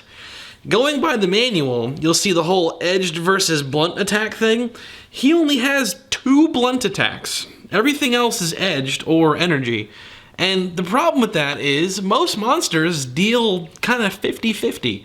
Looking at the same page, Rodan's right next to him. Rodan's got 5 edged and 4 blunt. It's a mixture, so Rodan can deal with just about any situation. That's true for most characters in this game. They have pretty much 50-50 blunt and edged. It's about recognizing what you have at your disposal against your enemy, because they have different resistances. But since Gigan has basically only edged, and his blunt attacks have super big windups to them that they're almost unusable, he is just garbage, and I hated playing as him. Remember earlier when I said that Destroya was like the best character and I beat the game with him in like 12 minutes? Well, just to show this right away, Gigan, it took me 39 minutes. And that's because of 3 fights in particular. What do you think it's going to be? Oh, what do you know? It's the characters that resist edged attacks, which is all Gigan deals. These fights were absolutely horrible because all these moves are just completely unaffecting them. They suffer almost no knockback until they have low health. It is horrible. This is the most frustrating thing. Just like, look at this. I'm not even doing anything. I'm just tapping them, just slapping them on the cheeks. They're taking it. He's so bad. And ironically, his rage move is probably the best in the game. It's the only one that does significant damage. Enough to get knockouts if their health is low enough. Oh, it's crazy. So it's like they knew he was bad, so they gave him this crazy good rage move to make up for it. But man, he was frustrating to play as. And he has some interesting moves. They're just ineffective against so many characters in this game. It makes him horrible. Not fun. Didn't like it. Wish I liked it. He is the worst.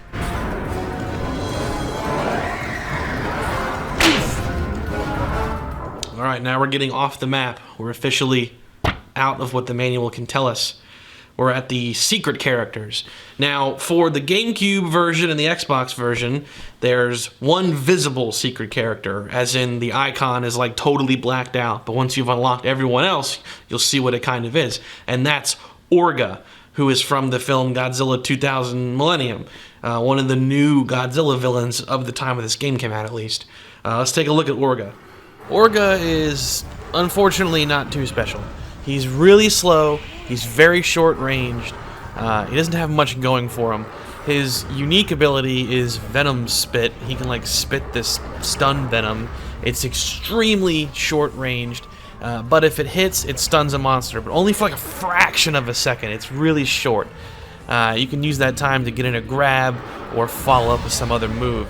He does have a lot of really hard-hitting attacks. They're just really short-ranged. He's really only good if monsters are right up in his face. He does have probably, other than like Godzilla's throw, his is probably the next funniest throw.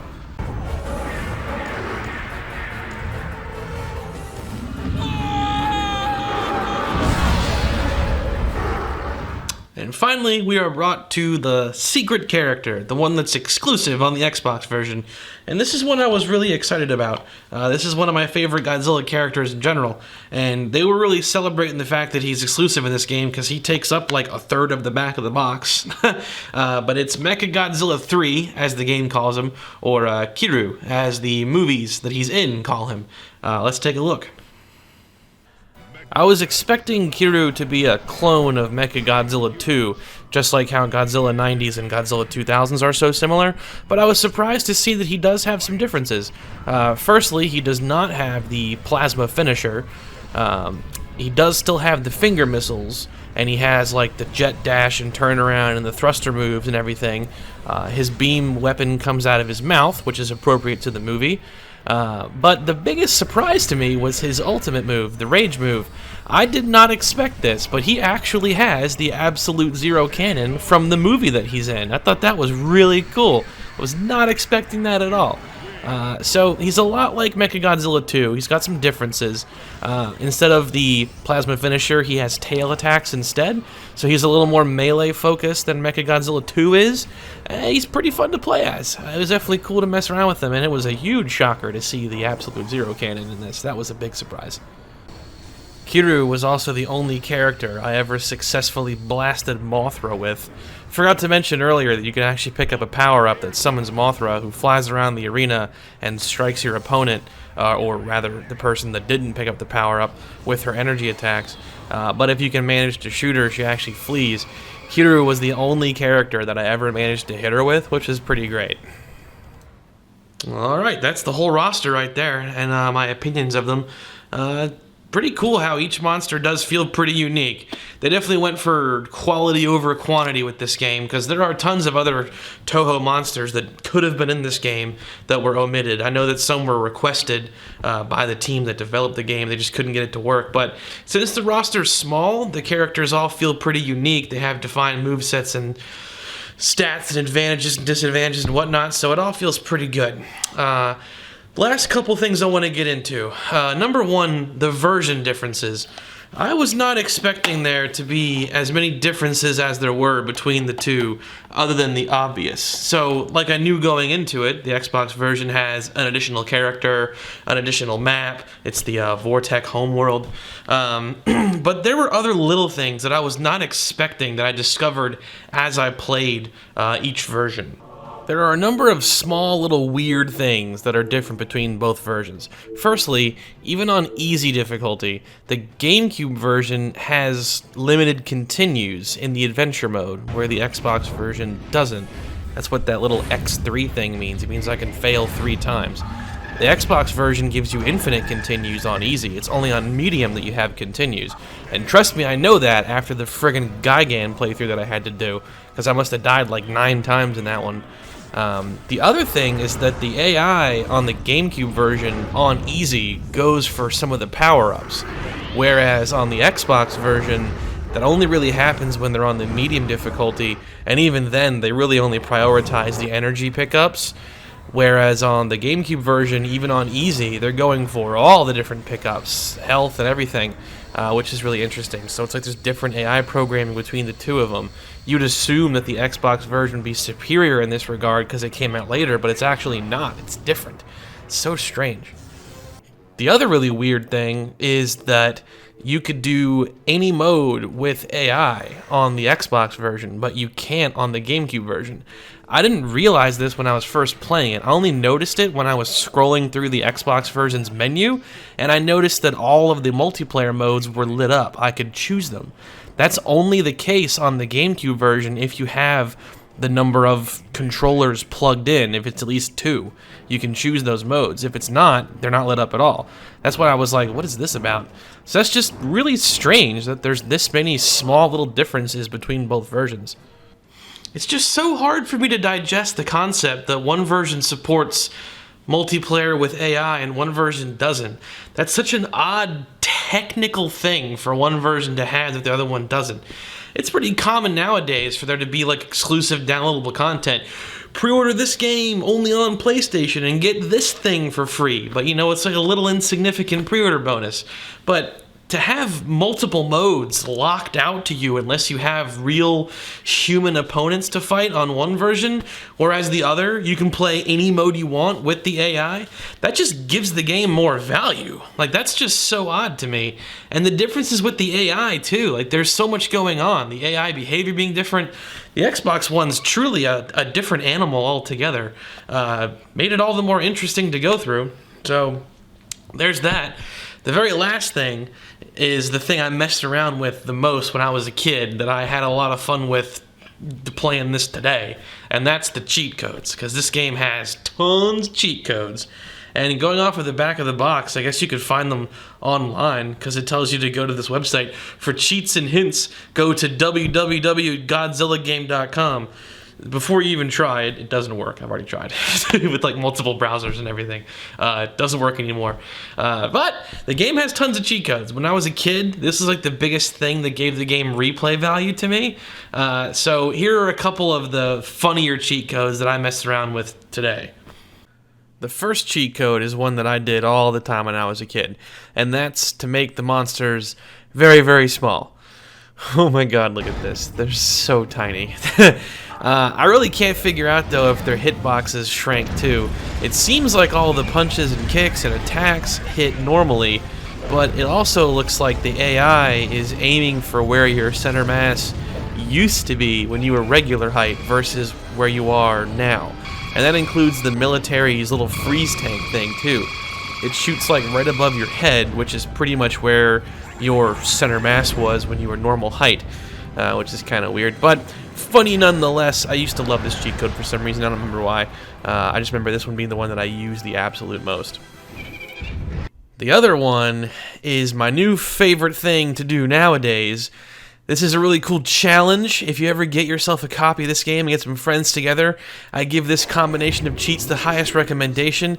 It's the combination of 2 quad damage, which means fights are over in less than maybe 3 to 4 hits, and then invisibility. So everyone's invisible, and you deal 4 times the damage. This is the most dangerous game of hide and seek you'll ever play in your life. Not really fun to play against the AI, though, because they cheat. They still know where you are, regardless, which makes it all the more dangerous, I guess, to play against AI. But this one's pretty funny. There's tons more, too. You can, like, make the game black and white, give yourself infinite health, infinite energy, always have rage mode on, standard cheat kind of stuff. I mean, there are literally dozens of cheat codes for this game. It's pretty cool. This is a common thing back in the day for certain types of games. So, really fun to play around with this again. Revisiting this game was a really good time. I found myself with a lot more to talk about than I ever could have imagined, and I was also having way more fun with the game. When I picked this up to play, in my head I was like, alright, here comes this 5 out of 10 fighting game that no one really gives much attention to unless you're a Godzilla fan. I guess I'll put up with it. But I found myself having a lot of genuine fun, especially after I started to understand how the mechanics of the blunt versus edged attack stuff worked. That kind of gave me a whole new perspective on how these moves work and how this game is like supposed to be played. It gave it a lot more value for me. And it was also really cool to experience the whole new version of it, playing with a new character, AI differences. It's been a fun journey here with this Godzilla game. If you're a fan of Godzilla, or just kaiju stuff in general, I would give this game my highest recommendation. It's just dumb fun. Like, it works really well. The Xbox version is definitely the more complete package for just so many reasons, but the GameCube version still holds up really well too. They're both really great. They have a lot going for them. I'm sure you'll find a lot to love if you're a fan of this kind of stuff. Even if you're a casual Godzilla fan, this is a good way to introduce yourself to a lot of what the franchise has to offer in terms of its style, its humor, and its characters. It's a lot better than I thought it was going to be. It's a great game. Well, that was a good time. Man, I got more Godzilla in me today than I probably have in my entire life. Definitely a funny game, but time to move on. So next time we're going to be getting into it. What the? Godzilla Save the Earth? I've never played this one before. No, that's enough Godzilla. I'm not doing this. We're moving on. We're moving away from Godzilla. Next time we're going to be getting into something a lot more different. What is this one? Godzilla Unleashed? There's a Wii version too? No, that's enough. I'm not... I don't appreciate the attitude, Bob. You've been on a downward spiral lately, and this is the latest example you're throwing this crap at me? I'm not playing these. We've already done the episode. You've been slapping controllers out of my hands, slapping me in the face. What? Because I didn't approve your vacation request? We're in the middle of filming. You can't take a vacation in the middle of the shoot. Wait until it's done. Why is that so complicated? Uh-oh.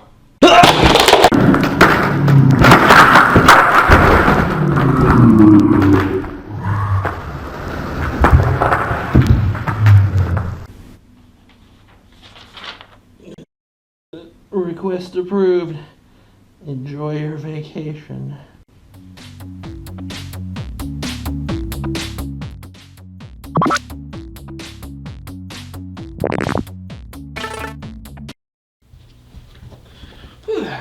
Another beautiful summer day. What's that?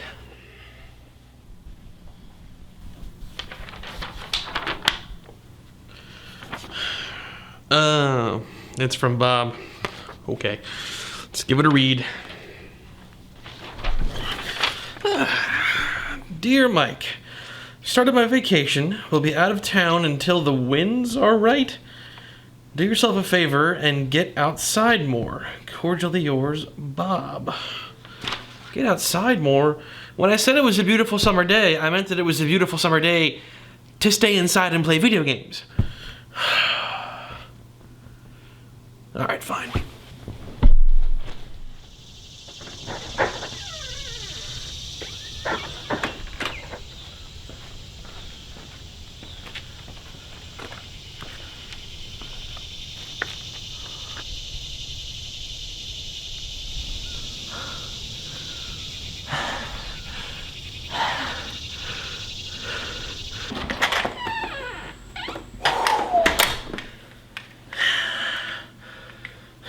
Oh. New record. Well, good enough.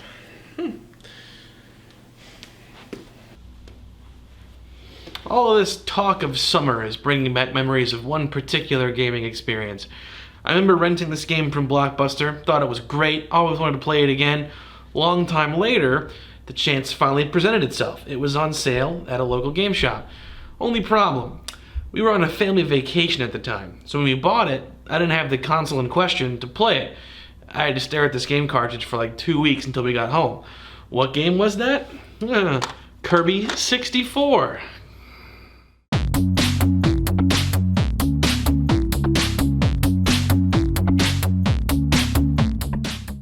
Kirby has always been one of my favorite Nintendo franchises. Kirby 64 was one of the only Kirby games I owned for the longest time. The only other one I had was Kirby's Air Ride for the GameCube, which is like a kart racer spinoff. After that was released, Kirby pretty much left consoles behind, and all the main games were coming out on portable. I never had a Game Boy or a Game Boy Advance growing up. I did have a Nintendo DS, but not until pretty late in the lifespan, and got a 3DS afterward, so I missed most of the Kirby games when they were new. Kirby came back to console, though, finally, 11 years after Kirby 64, with Kirby's Return to Dreamland. That was the next console game that offered the same kind of traditional gameplay the franchise is known so well for. And because of that big gap, that's why Kirby 64 is so nostalgic to me, because I've played it end to end so many times, because it was the only way I could really enjoy the franchise.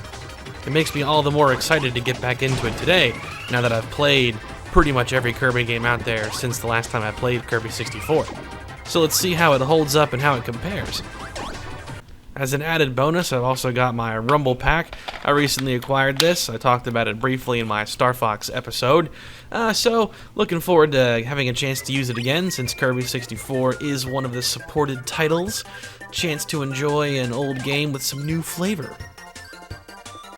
Well, if we got all the background out of the way, it's time to get started with Kirby. Everything ready to go here.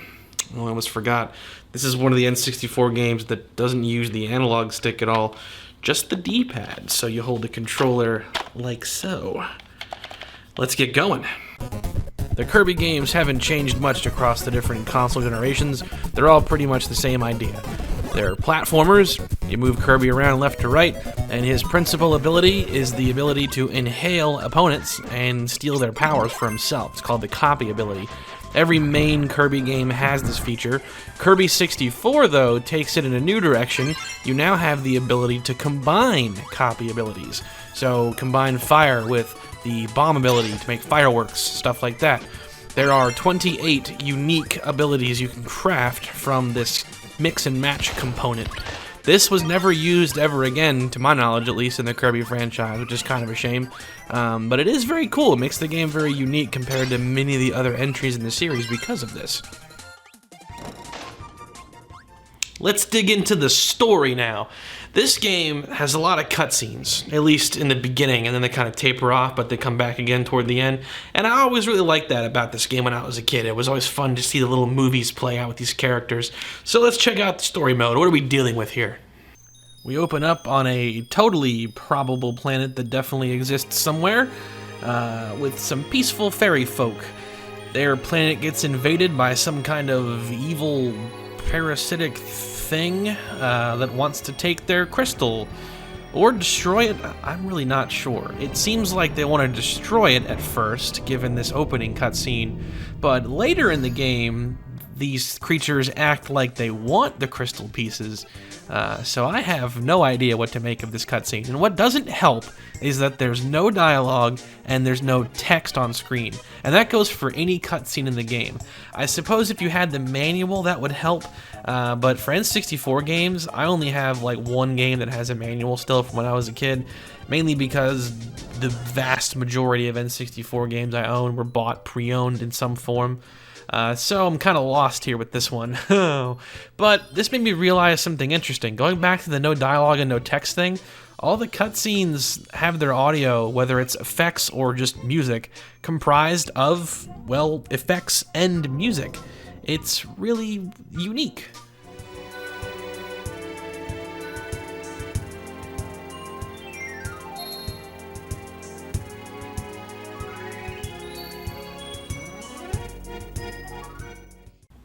Kind of interesting that the cutscenes don't have any kind of dialogue.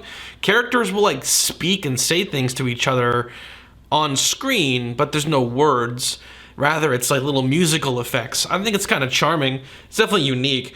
The Kirby games, Kirby himself like never has dialogue. The few games that had dialogue that I can think of, it was primarily narration. But there is usually at least text. Kirby Superstar famously has a lot of dialogue in the Meta Knight chapter. So it's interesting for them not to do text again in some form and rather do this kind of like cutesy little cartoon, musically oriented cutscene style. And if you go into the sound test in the options, the cutscenes are the last chunk of soundtracks. You're just listening to the cutscene, which is really weird that they'd include that, because you can watch the cutscene separately if you want to.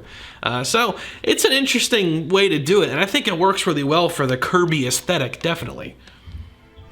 Getting back to the story, it's up to Kirby and friends to collect all the crystal shards to rebuild the large crystal featured in the opening of the game.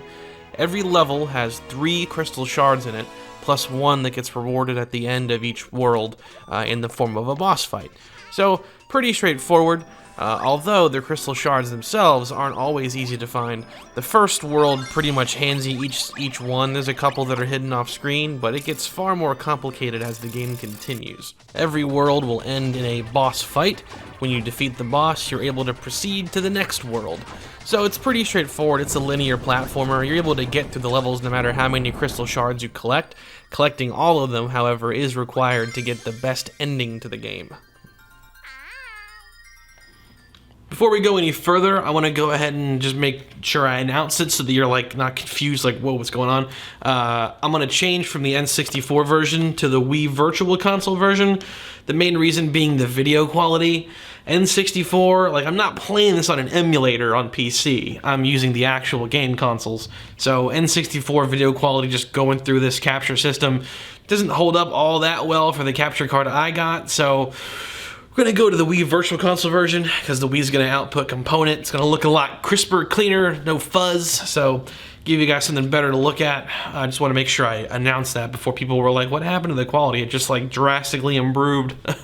So let's continue our journey. Now, this brings us to one point about the game that I don't like.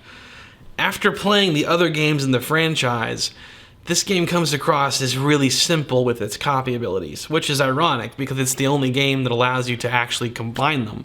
But the issue is that most copy abilities only have one move that you use, regardless of it being a single or a combo move. Compare that to Kirby Superstar, where every copy ability has a move set, which gives a lot more value out of them, makes it feel like you're really playing a different role when you have one versus another. In Kirby 64, not only does Kirby's appearance not change with the copy abilities, or at the very minimum give him like one of the little hats he usually has, but they're all just really simple. It kind of feels shallow almost, which is a bummer because there's a lot of potential with this mix and match system. What it really results is there's a handful of abilities that are genuinely fun to use, like the flaming sword, the bow and arrow, the friggin' lightsaber, but if you want to get 100%, you can't stick to using a single copy ability. You have to change to uncover the secret areas where some of the crystal shards are held, which they're usually held behind barriers that can only be broken by specific combinations of copy ability. So it's kind of a bummer that they didn't all have full little movesets. Even if they were really simple movesets, like maybe 3 abilities, that still would have been enough to make each one feel truly unique from another beyond just having an action result. Because with them only having a single action each, it means that you get it, you play with it for 10 seconds, and you're like, alright, I've seen it, and then you get rid of it. And that's kind of a shame. And maybe that's why they never use it again, because it would be a lot of work to craft a full moveset out of these 28-something unique combinations. It could be done. Kirby Superstar had north of 20-something copy abilities, but granted you couldn't combine them. But I feel like they could have done it, because Kirby 64 only has the really basic set of copy abilities, whereas Kirby Superstar and the future games have a larger pool of what are considered basic abilities. So, kind of a bummer in retrospect. The game is still fun. I feel like it makes up for this with its level design. The levels are fun, and the music is great. I do like the soundtrack. A lot of the tunes are really, really catchy. They really stick with you. The levels are pretty. They're fun to get through. It never feels mundane. So it isn't a total detraction. It's just a disappointment when you compare it to what came before and obviously what came after. Let's get into the levels, though. Let's talk about those in more detail. Going into the level design, the game takes you through 6 worlds, 4 stages each, plus a boss fight. The worlds go Popstar, Rockstar, Aquastar, Neostar, Shiverstar, and the final level, Ripple Star. Each one, more or less, has like a consistent theme. Rockstar is like mostly desert themed, Aquastar is water themed, you kind of get the picture. The cool thing though is, it doesn't like totally commit to the cliche of having a theme for every single stage. They kind of change. For example, Rockstar starts off what seems to be a typical kind of desert environment, but then the second stage changes it up and you're in this kind of like plains, countryside, temple area, and then you go to this underground, underwater cavern, and then you go into a UFO that's parked in the desert. Every level's kind of like that. It kind of changes the furthering you get. One of my favorites as a kid was Neostar. It starts off as a jungle, then it kind of transitions to caves and a mountain system, then it ends with you going into a volcano. One that always stuck with me from when I was a kid was a level in Shiverstar. Shiverstar starts off as an ice level, then it transitions to being up in the clouds, then you go into like a mini mall, a department store type thing. It's weird, and then it goes into this factory. This factory level is probably the most iconic level from this game.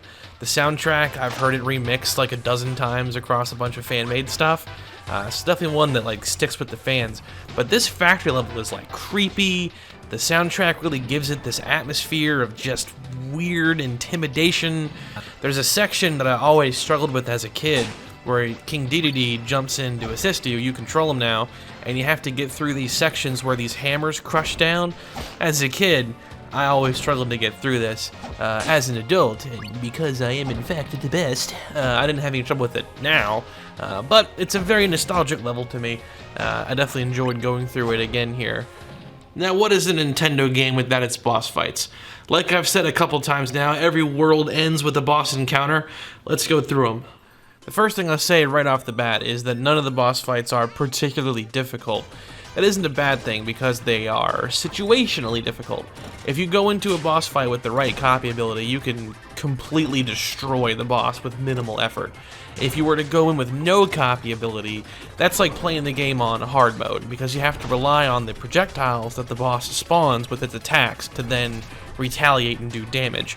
And those kind of attacks that you do don't do much. That isn't usually ever a problem, though. You can always go into a fight with whatever copy ability you want, since you can freely exit worlds, enter levels, just to get a good combo ability, exit back out, and go into a boss fight. So you can basically prep. That definitely turns the odds in your favor for these fights.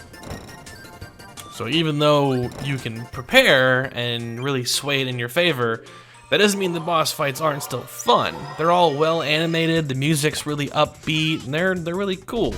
Some of the standout ones, I remember the second boss fight from Rockstar, particularly as a kid. I had a lot of trouble against this guy. The first part of this fight is just endurance. You're just avoiding the attacks that these things throw at you. But once you get to the top of this elevator, now you can turn the tide. This is also one of the only boss fights that actually kind of rewards you for not bringing a copy ability into it, because if you spit these projectiles back at the right color of enemy, you'll do bonus damage and the fight a lot quicker. It's pretty cool. Some other standout boss fights are this killer whale thing you fight on Aquastar. There's a giant robot that transforms on Shiverstar. They're all pretty great. The last boss fight, though, is one that's worth a deeper study. The last boss on Ripplestar, which is the last normal level of the game, is Miracle Matter. Miracle Matter works a lot different than the other bosses in this game do.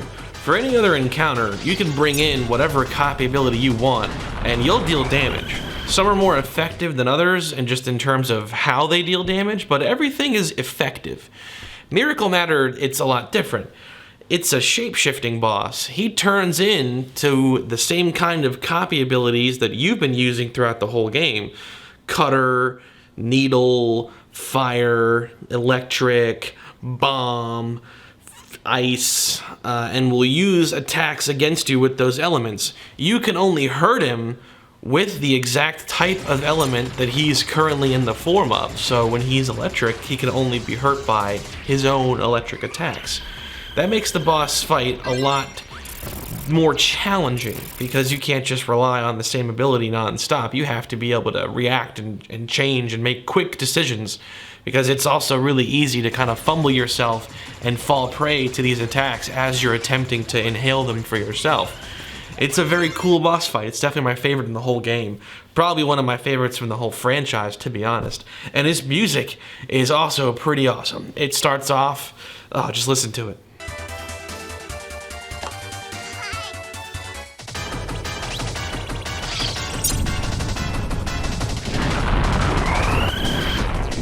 That just like sets the mood, like, oh, this is a different fight than the other ones are. Oh man, it just gets you into it. I like it a lot. But let's take them on. Let's finish this. In order to defeat Miracle Matter, every single one of his multiple forms has to be disabled. To do that, each one of them needs to take 3 hits worth of damage. Easier than it sounds. Some of the forms are far easier to deal with than others. Fire is probably the easiest. Second easiest, I'd say, is probably Cutter. But some of them, it's really hard to get a hit in.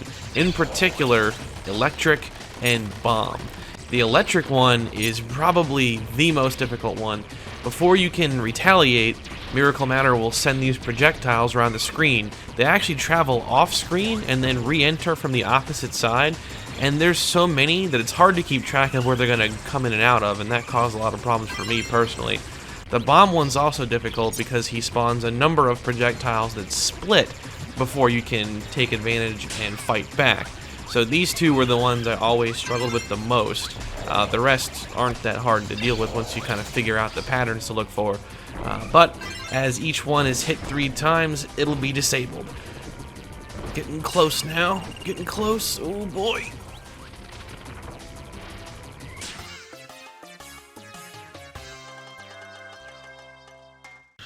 Fire truck. Well, I didn't expect to beat it the first time. Still getting in the swing of things. Round 2. Bring it on. Ready for more. This is the one. I have it in my control. The last ability is fire. All I gotta do is get the...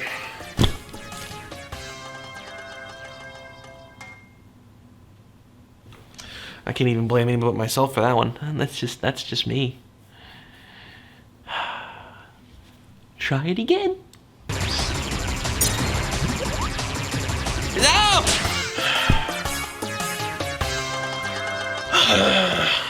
It's coming down to the wire. Okay, this is the one. I can already feel it, but this is the one. Oh! Came at me from behind. Man, that electric one is the most dangerous. It is, they just clear the screen, they come off, they come back, they come around, and then they just get you. Okay. Try it again. The last one is stone. I got you this time, I got you this time. Oh! Did it! One hit, one hit. that came down to the wire. It always came down to the wire. Oh my gosh, never have a clean run with this thing.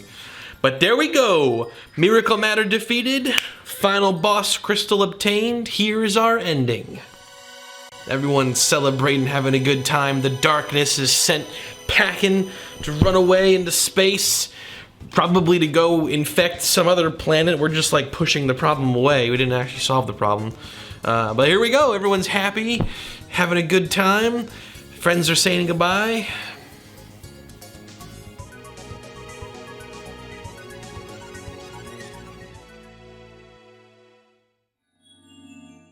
What was that look for? Evil look. So when I was a kid, I thought that that little glare was like she was jealous that she didn't save the day or something. Or she was like, man, those idiots solved the problem. Oh, give me a break. But now as an adult, when I see it, I'm like, oh, the game's telling me that not all is right with the universe. So that was the bad ending, I guess, if you want to label it as such. To get the best ending, we're gonna have to collect every single crystal shard in every level and then fight Miracle Matter again. Oh joy. So let's buckle down and get 100%. I mean, how hard could it be? Here we go.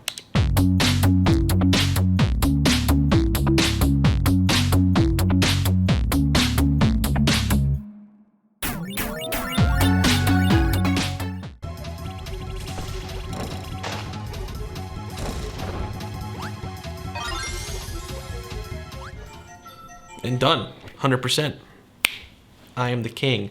Let's take on Miracle Matter one more time. After getting all the crystal shards and fighting Miracle Matter, we now get the true ending. Obviously, spoilers for what comes ahead here, because we're going into the real ending plus the final boss. The darkness is expunged from the planet and blows up in orbit, very different from the other ending where it just ran away. But that's not all.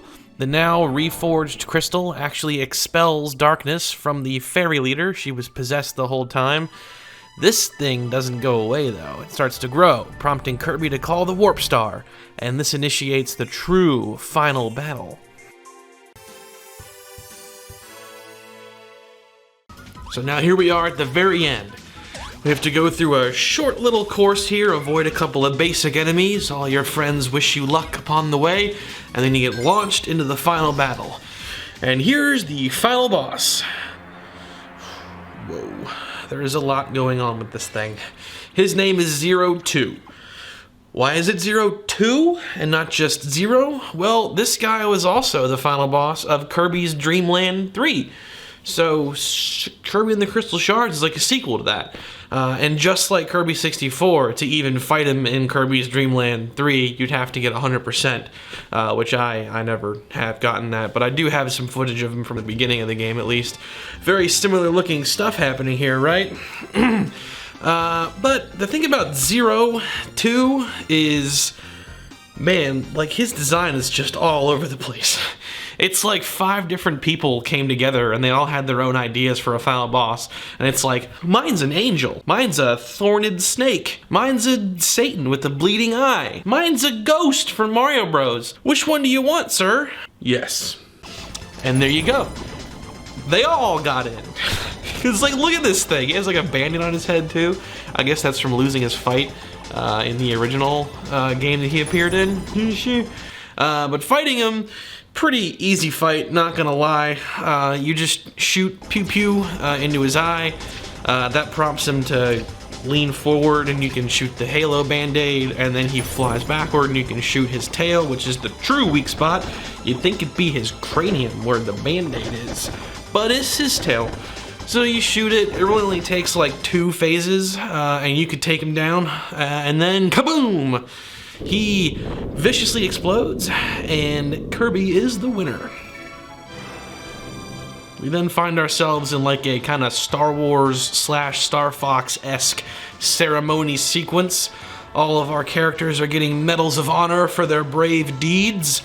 Kirby gets a little peck on the cheek and he collapses and everyone's like, oh, he's embarrassing us again. And the game is finally over. Well, that wraps up Kirby 64. That game held up a lot better than I ever thought it would. Despite its shortcomings, literal shortcomings, it is a very short game.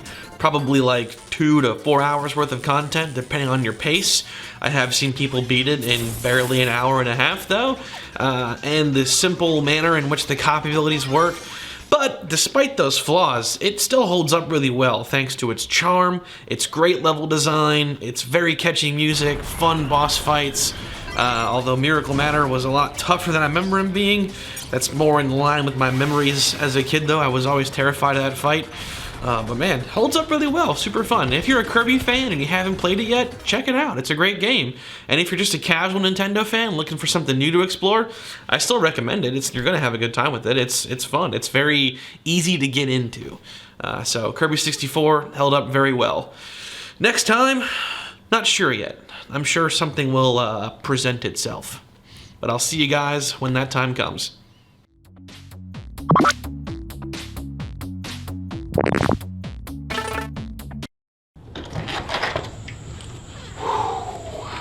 Oh, finally home after a busy day. I gotta stop wearing sweaters this time of year. But I just like having sleeves. Fall's around the corner, doesn't really matter. Oh, I did not leave the lights on before I left. What's going on here?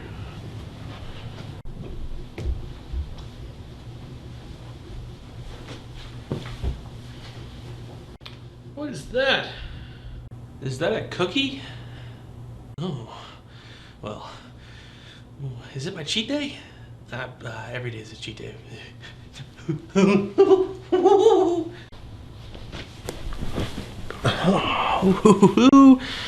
I'll take this.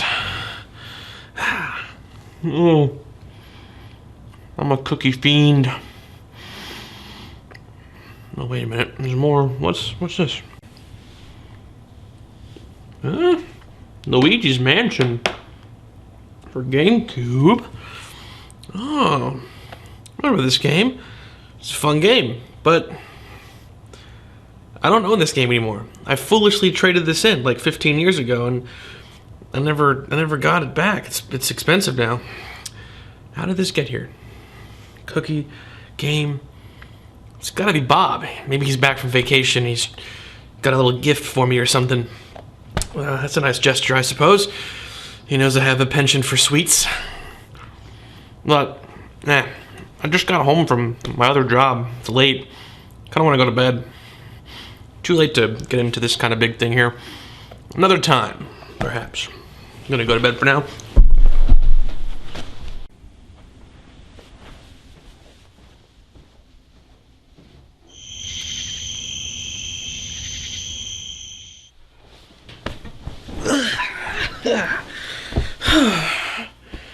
Time to settle down for the evening. Well, before I go to bed, though, I should thank Bob for the stuff. Let's see. Thanks for the cookie. Had no idea you were back.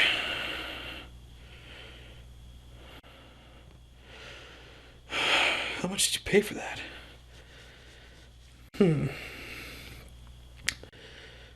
What do you mean, what am I talking about? The cookie. The game. Still in your cruise.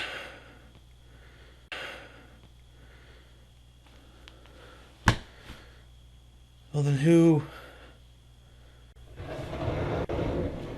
What was that?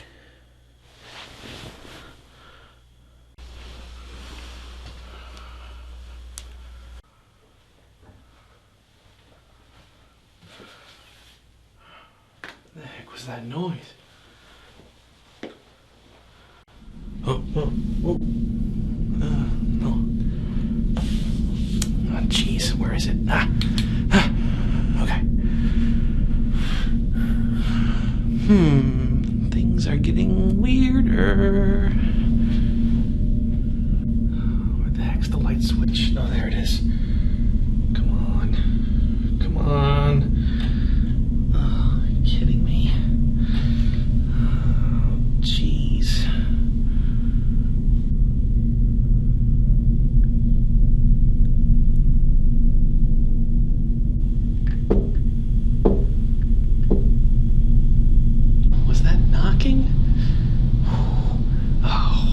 lights aren't working, it's weird noises. I mean, it could all be a coincidence. Maybe it's a visitor. I don't want to turn away somebody. I mean, I'm a nice guy. Okay, let's push forward. This feels like a horrible idea, but what else am I doing tonight? This is a bad idea, but I don't know what else I'm supposed to do in this situation. Take it head on. Time to be a man.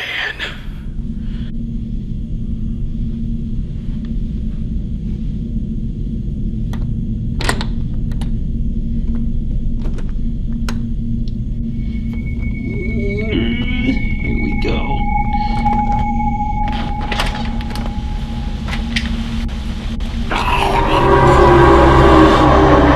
Ooh, that's a whole lot, I know. Okay. Not a solicitor. Don't know what to do. I locked the door, though. I mean, I gotta be safe, right? What was that?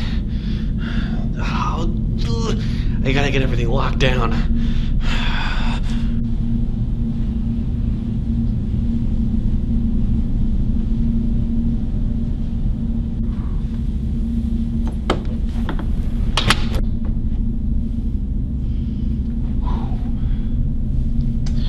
All right.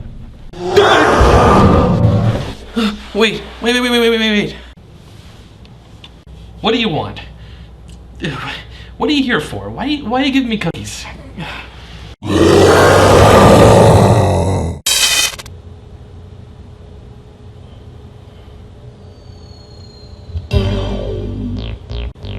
Luigi's Mansion. Of course. I should have known. Fine. I'll talk about the game. Not like I have much of a choice.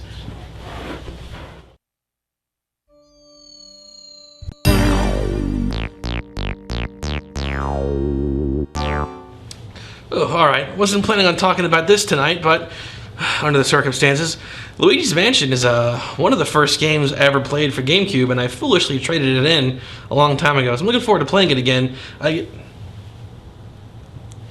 you mind? I'm trying to, you wanted me to do this. I gotta do it my way, though. I can't. This is the... Alright. Where was I?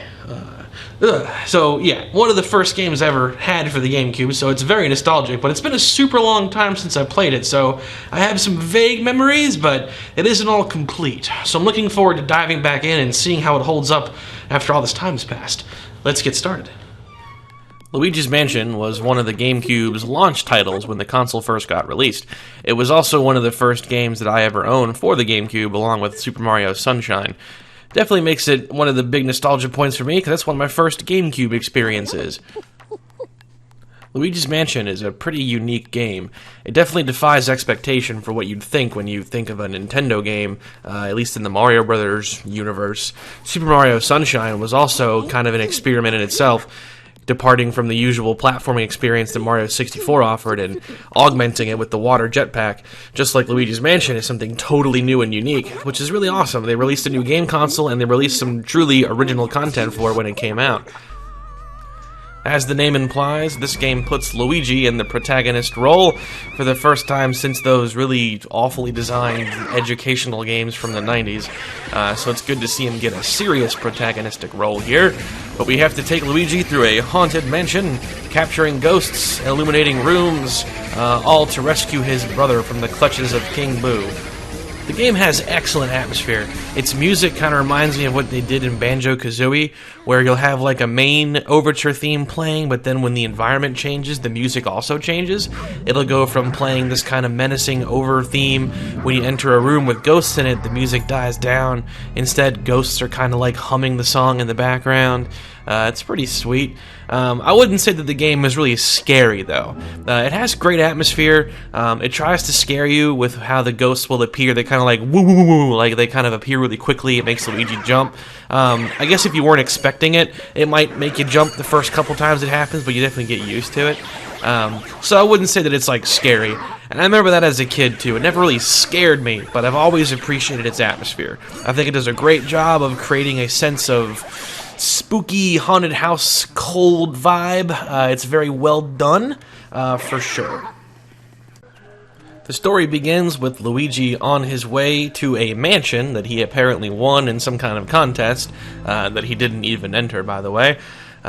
Not the picturesque dream home, looks pretty intimidating, but Luigi decides to brave ahead anyway.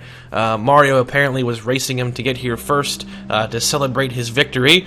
So here we go. Luigi enters the mansion, and the game begins. So with the basics established, we can start the game here. Starts you off in a room. Luigi is kind of on his own. We can mess around with the controls a bit. The A button has Luigi call out to Mario. This doesn't serve really any gameplay function, which is kind of a shame.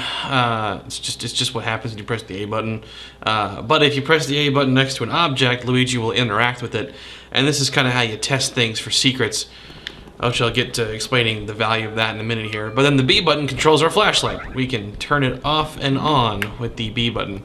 That's going to be an important mechanic for ghost hunting. But looking around this room, there's not much we can do. It's only until you try to open up the top door that we get our first look into the haunting that bewitches this mansion.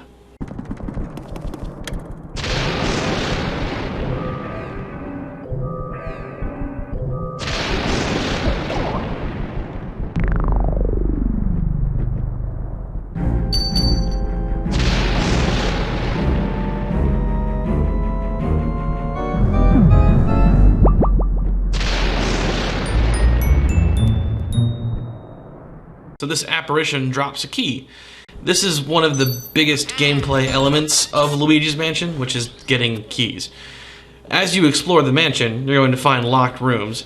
You have to clear certain rooms to earn keys to then unlock the next room. It kind of works in a sequence. It's actually more linear than you think it is, which is kind of a bummer in retrospect.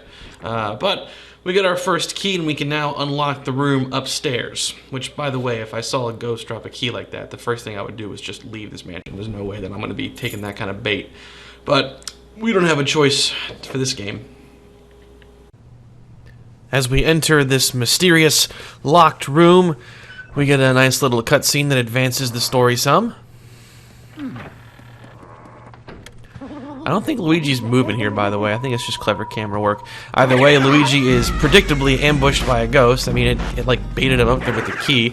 But he is saved by a new character for the Mario Universe franchise. This is Professor Egad. How creative. He's a aging but veteran ghost hunter who uses a vacuum to catch ghosts. So Ghostbusters had an unlicensed nuclear accelerator. This guy has a powerful vacuum. So it's a cute little riff on the formula, I suppose. He introduces himself to Luigi, and the two retreat back to Professor Egad's laboratory.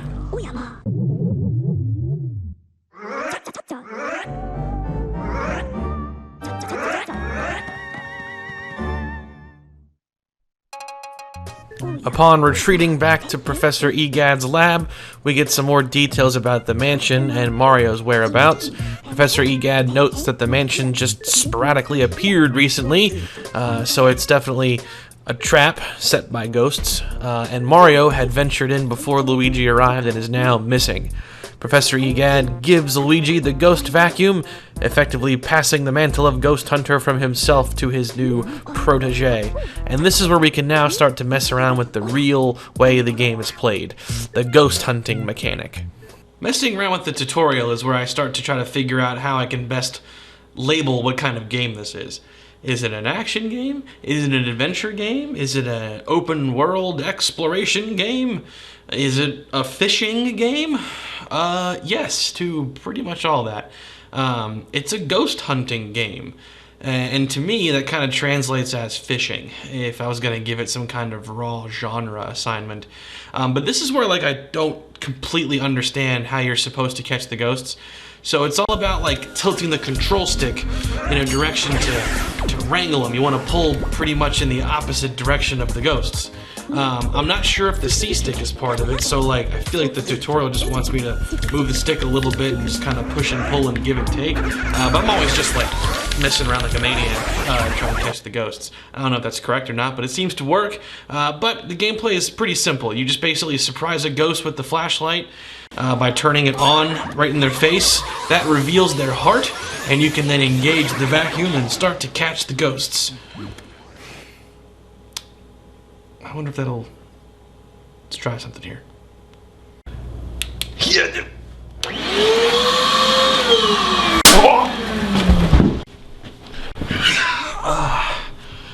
Well, that didn't go according to plan. Then again, what did I expect? Okay, moving on. Alright, we venture back into the mansion, now armed with the ghost hunting vacuum. We can now turn the tables on those pesky poltergeists. We start off in what's referred to as Area 1, which is the upper floor where Luigi first ventured into when he was attacked.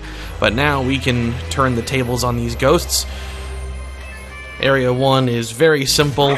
It's kind of like a tutorial area, getting you used to the concepts and controls. We're just moving room to room, catching the ghosts as we go, but things start to change up once we get into the second half of this area. The first half of Area 1 is very easy. It's just a straight path. You're just learning the basics. It's in tutorial mode, essentially. Enter the room, clear it, get the key, move forward. The second half of Area 1 is where things get a lot more interesting. This is where the game introduces the portrait ghosts. The whole idea of this is that Professor Egad, an accomplished ghost hunter and researcher, had a collection of captured ghosts that were stored in the form of paintings. They all got released by King Boo and his band, and they are running around the mansion. You'll find them in many of the rooms. The portrait ghosts don't work like normal ghosts. You can't just simply flash the light and then capture them. Rather, specific little conditions have to be met for the portrait ghosts to reveal their heart, which then makes them vulnerable. It's like little micro puzzles, basically. You can use the Game Boy Horror device to scan them and get like a clue as to how to reveal their heart.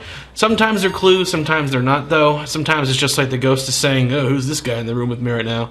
Other times it just literally tells you what to do. It just depends. But solve the little micro puzzle, get them to reveal their heart, and then you can capture them. All of the portrait ghosts always have 100 HP, which puts them well above and beyond any of the normal ghosts that you've been encountering so far in the game. So, there we go. Some of them are optional, too. The optional ones will give you treasure, and the required ones give you keys to get to the other parts of the mansion.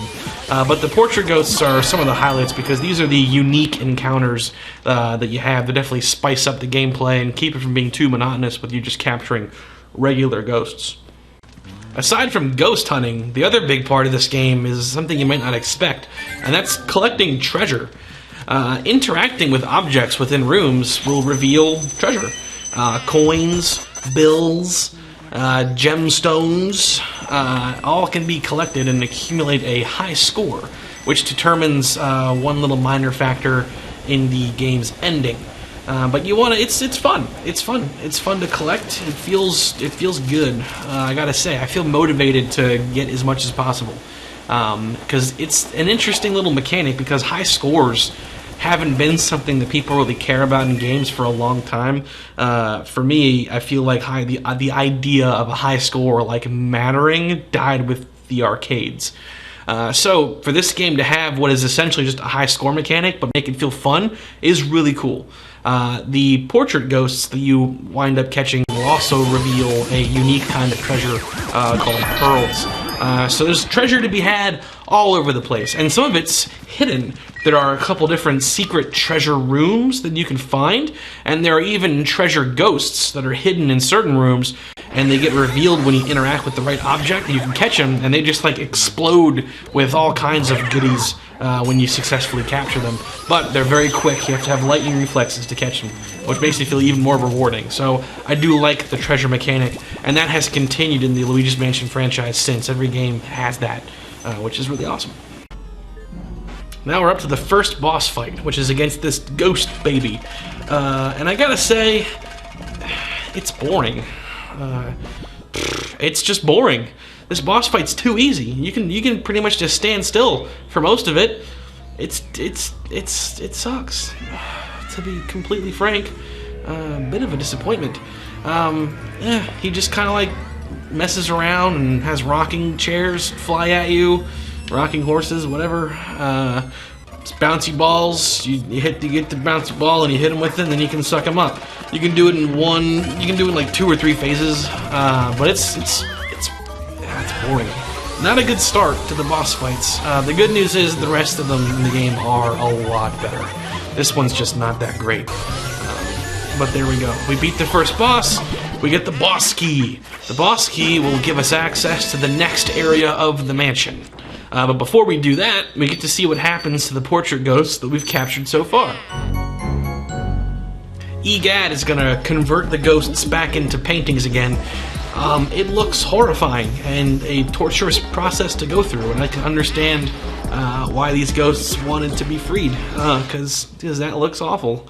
But there we go. After you beat a boss, you get kind of a summary of what you did in the game so far. We get to see the ghosts we've captured, we get to see the treasure we've collected. It's kind of like a high score. You get the whole summary, and then we can move on.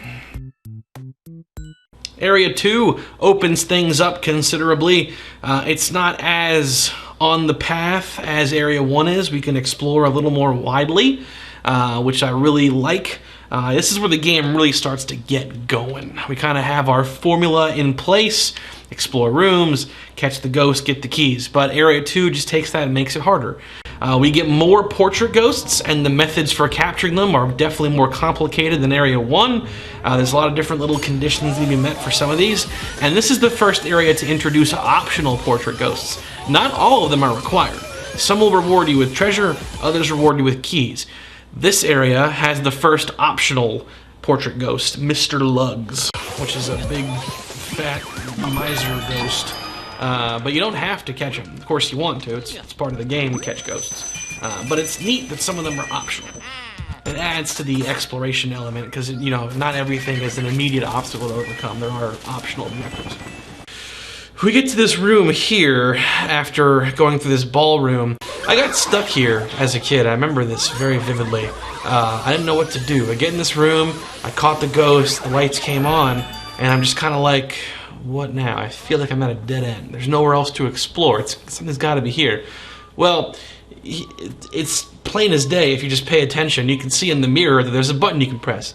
Press the button and the room extends.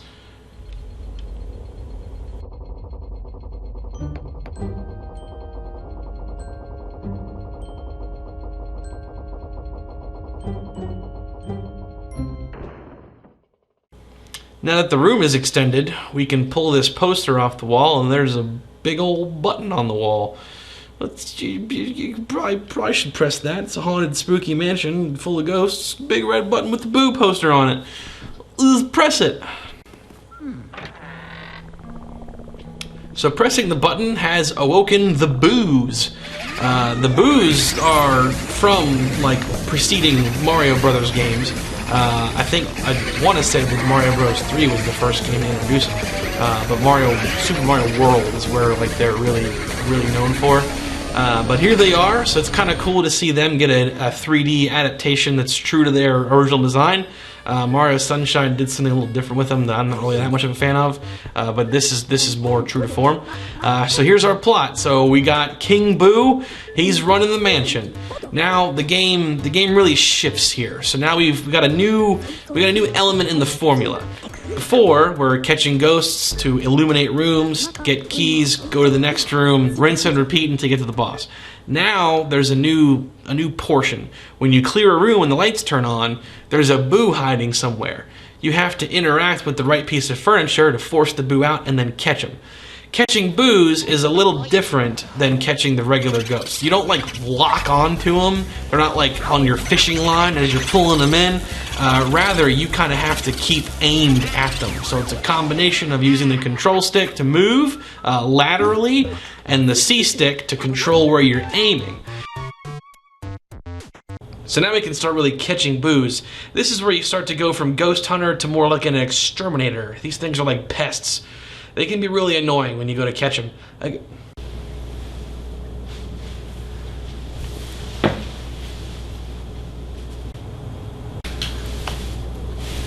What are you doing with that? Take that off. Give it. Give it. Get. Unbelievable. Area 2 also introduces the element expulsion system. We acquire the fire element medallion in one of the rooms in Area 2, and we can use this to capture little unique fire spirits that allow the Poltergust 3000 to become a flamethrower, which you can use to interact with objects like, say, lighting candles, or using it to force certain elemental ghosts to reveal their hearts to you. Like an ice ghost, for example. Fire on ice makes a target revealed. We also get the water element shortly thereafter. Water allows you to douse flames and again affect fire ghosts to reveal puzzles. Water also lets you water plants though. You can water certain plants to get treasure. There's also a unique plant that you can water in between every act in the game, and it ends with it giving you a huge treasure trove bonus. I never knew that as a kid, so passing on the word now to anyone that wants to play the game in present day, water this plant every chance you get. We now find ourselves up to the Area 2 boss, Bogmire.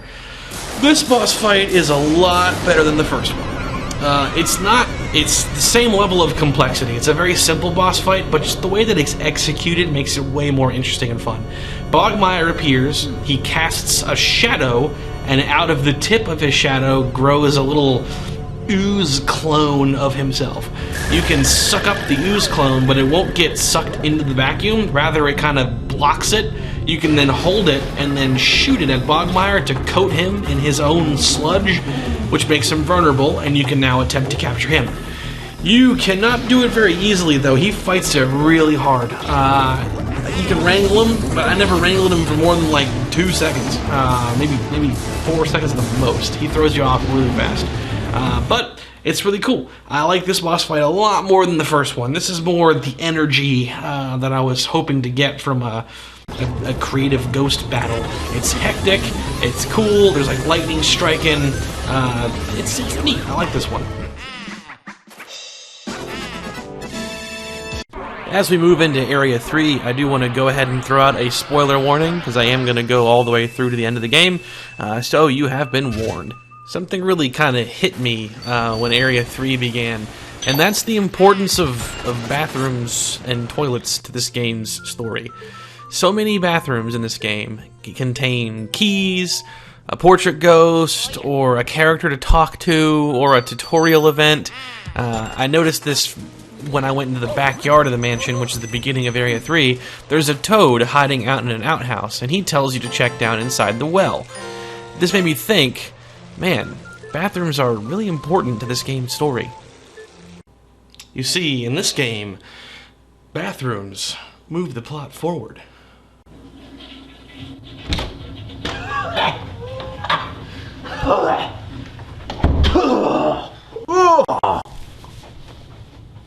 Are you serious? Like you...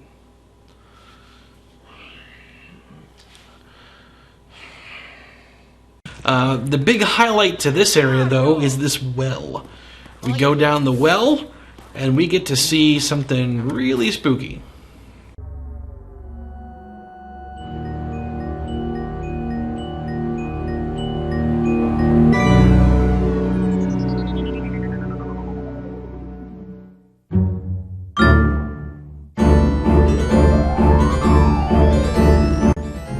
Well, found Mario. And King Boo. Uh-oh. So, we're probably just over the halfway point, and we've already glimpsed into what's lurking for us in the ending. One of the portrait ghost encounters in Area 3 is one that I remember really solidly as a kid, having a lot of trouble with, and that's the twins. These little guys challenge you to a game of hide and seek. They each hide in a box. You're supposed to interact with the boxes that they're hiding in, and there's no margin for error. You screw it up and you get kicked out. As a kid, I tried to do this fair. I'd walk in the room, and attempt to guess which two they're hiding in. And of course I failed a lot because, like, percentage-wise, there's a high margin for failure here. As an adult, I didn't even consider playing fair. I walked in and used the vacuum, and I was able to figure out which ones they're hiding in by using the vacuum to interact with them. And they accuse you of cheating, but they do that no matter what. So you're just, like, supposed to use the vacuum to cheat, basically. I never did that when I was younger.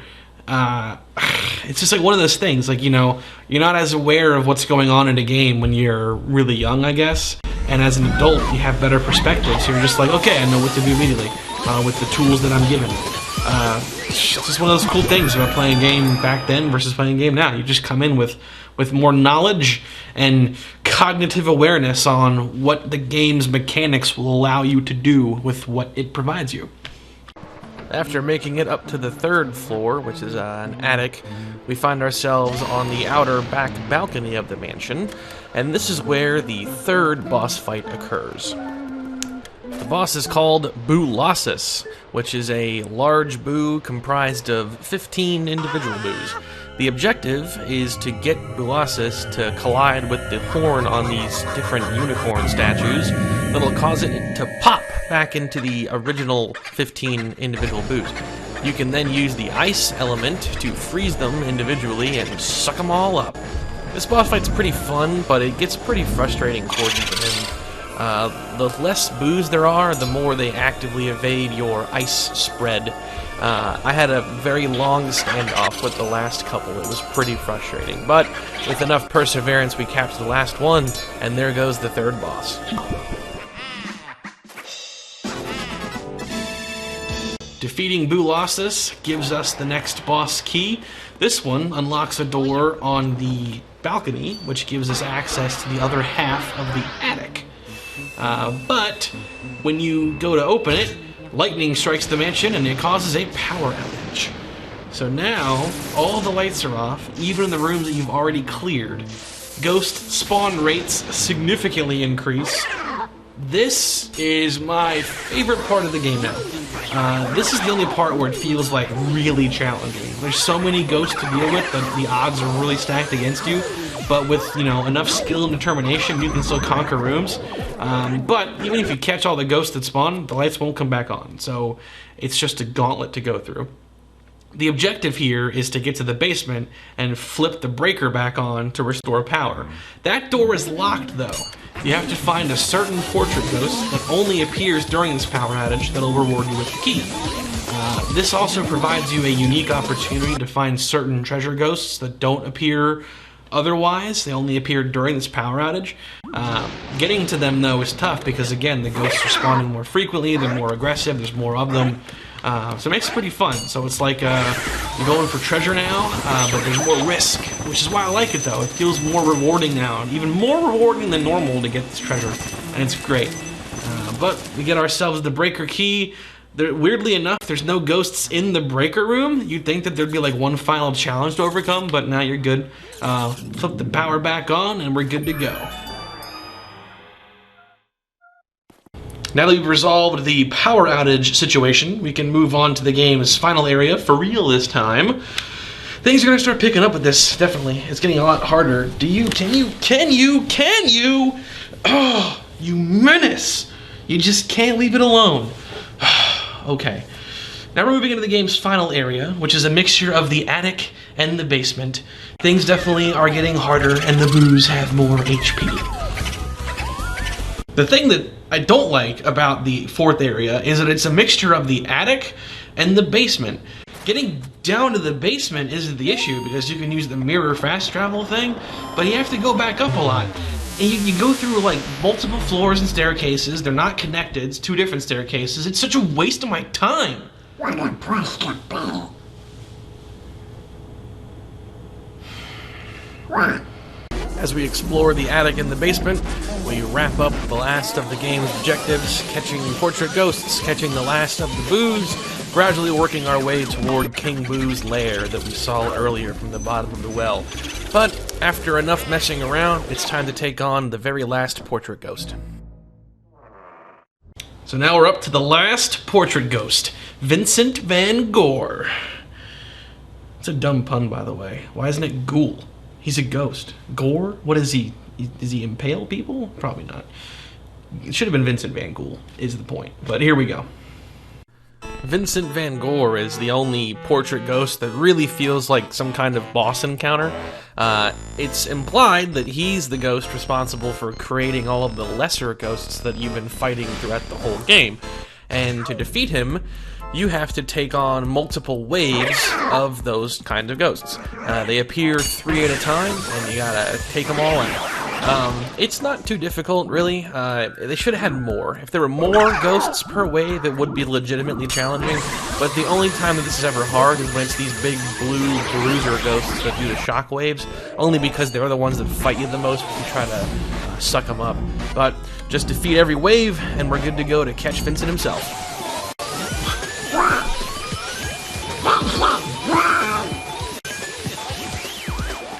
Alright, that was the last portrait ghost. So that leaves only a single Boo left. Now, this is one of the Boos that has like 300 health, so this is probably going to take a while. Their HP drains pretty quick, but I'm sure with that much HP, he's going to want to transition between rooms.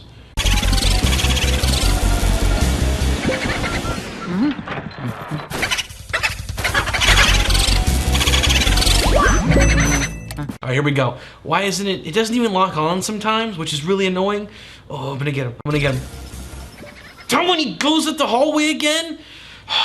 Going in the hallways, it's such a waste. They don't even stay in the hallway for more than 2 seconds. So all that's happening is I go out in the hallway, he cackles at me, and then runs right back into the room. Go back into the room, try to catch him again. It won't lock on. I don't know what I'm doing wrong in that regard.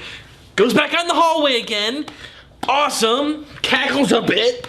Goes back in the other room. Driving me insane. If he only had 50 health, it wouldn't be that bad, but they have 300 at this stage. It's just a war of attrition. I'm gonna do it. I'm gonna do it, though.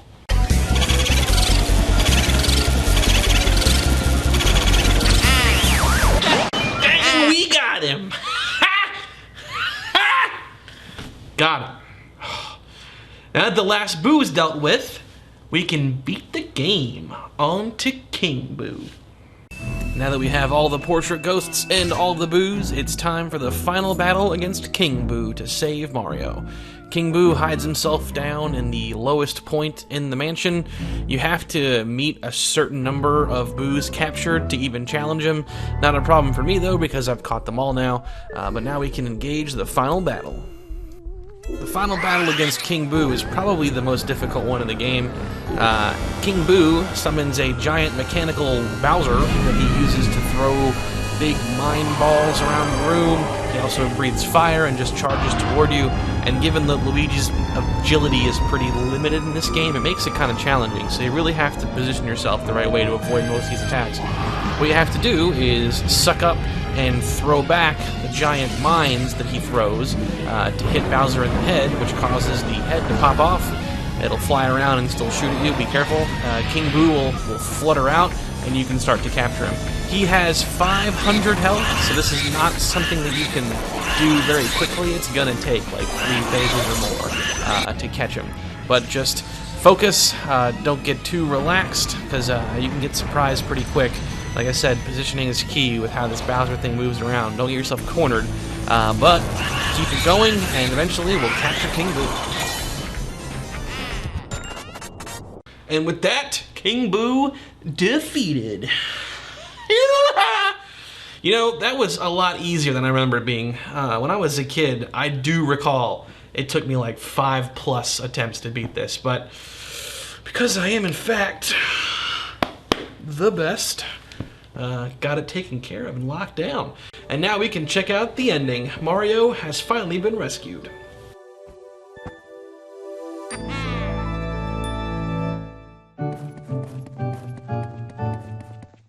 The game ends with Egad turning the last of the portrait ghosts back into paintings, including King Boo.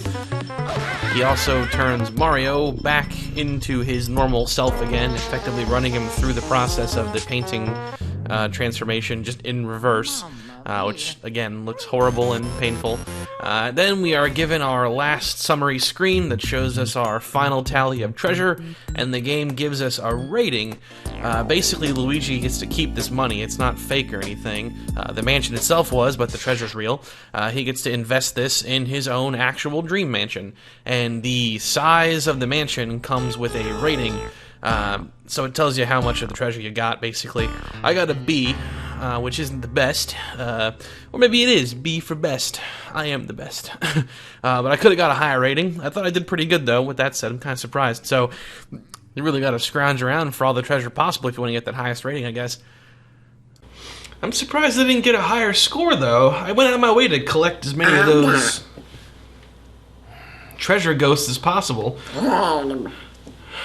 I know that I missed the watering plant thing. But hey, still beat the game. Not as hard as I remember it being. But yeah, you know, I'm the winner. I'm the winner. I beat your challenge. I'm the winner. Barely. Barely. It's easy. It's easy. Oh, are you leaving? Hold on. Oh, wait, hold on a second. It's been really weird. You did invade my home, so, you know, I hate you. But it's been fun. We've been through a lot, so, you know, after all that, here's wishing you a good time.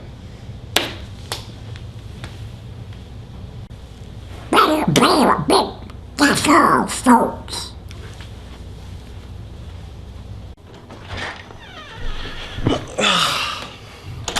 Alright, goodbye. What is going on? At least it's over. Start getting things set back up.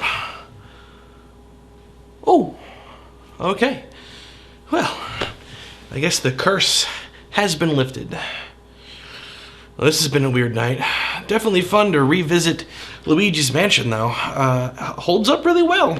Definitely not perfect. There were a lot of annoyances in it. Like I never really totally understood how you're supposed to catch the ghosts, at least like the absolutely intended way.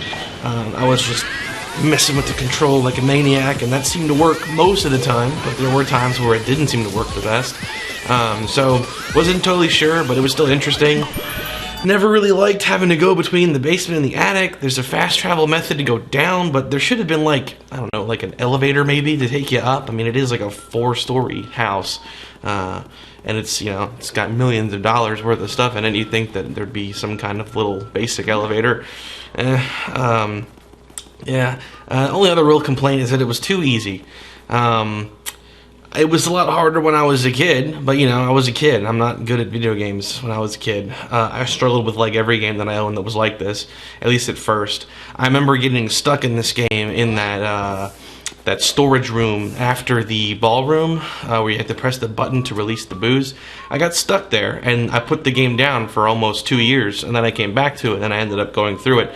I still had trouble with certain boss fights, like the final one, but after coming back to it, I did a lot better. That was like 15 years ago. It's been a while, so there are certain things I remembered, certain things that I was like, I remember this. This is interesting. Yeah, held up really well. It has a great atmosphere. I like the way the story is presented, kind of how you piece it together as you go through the house. That's kind of cool. Reminds me of like Metroid Prime, where like the logbook scans kind of comprise the plot. You're finding it, it's not finding you, which is pretty neat. But yeah, all in all, I'd say it's pretty great. I definitely recommend checking it out if you're a Mario franchise fanatic. It's a cool diversion from the usual formula. And the cool thing is, you don't even need to necessarily hunt this one down. There's a new one that came out less than a year ago, Luigi's Mansion 3 for the Nintendo Switch. Plays pretty much the same. All the core mechanics are there, but obviously it's a newer game, so there's new stuff to be found in it. I haven't played it yet, but I've looked up a lot of gameplay videos of it. It looks pretty sweet. I'm waiting for a good deal to present itself with the Switch, but as soon as I get one, that's going to be one of the first games I get for sure. So that does it for this video. It's been pretty fun going through my collection again, revisiting stuff it's been really great.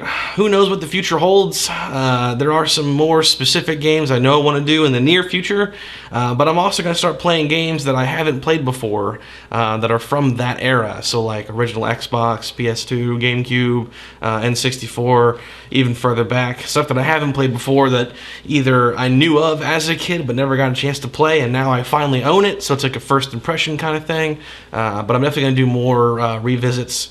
I have some plans with that, definitely. And some more smart home videos, too. Check those out.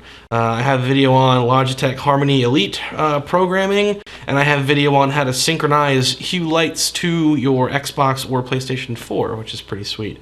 So go ahead and check those out if you're interested in that kind of stuff. There's more coming down the pipeline in regard to those kind of videos, too, because I'm a big smart home guy. I also really enjoy entertainment systems. I used to design home theater systems, so it's been a big passion of mine. I'll do videos on those as well.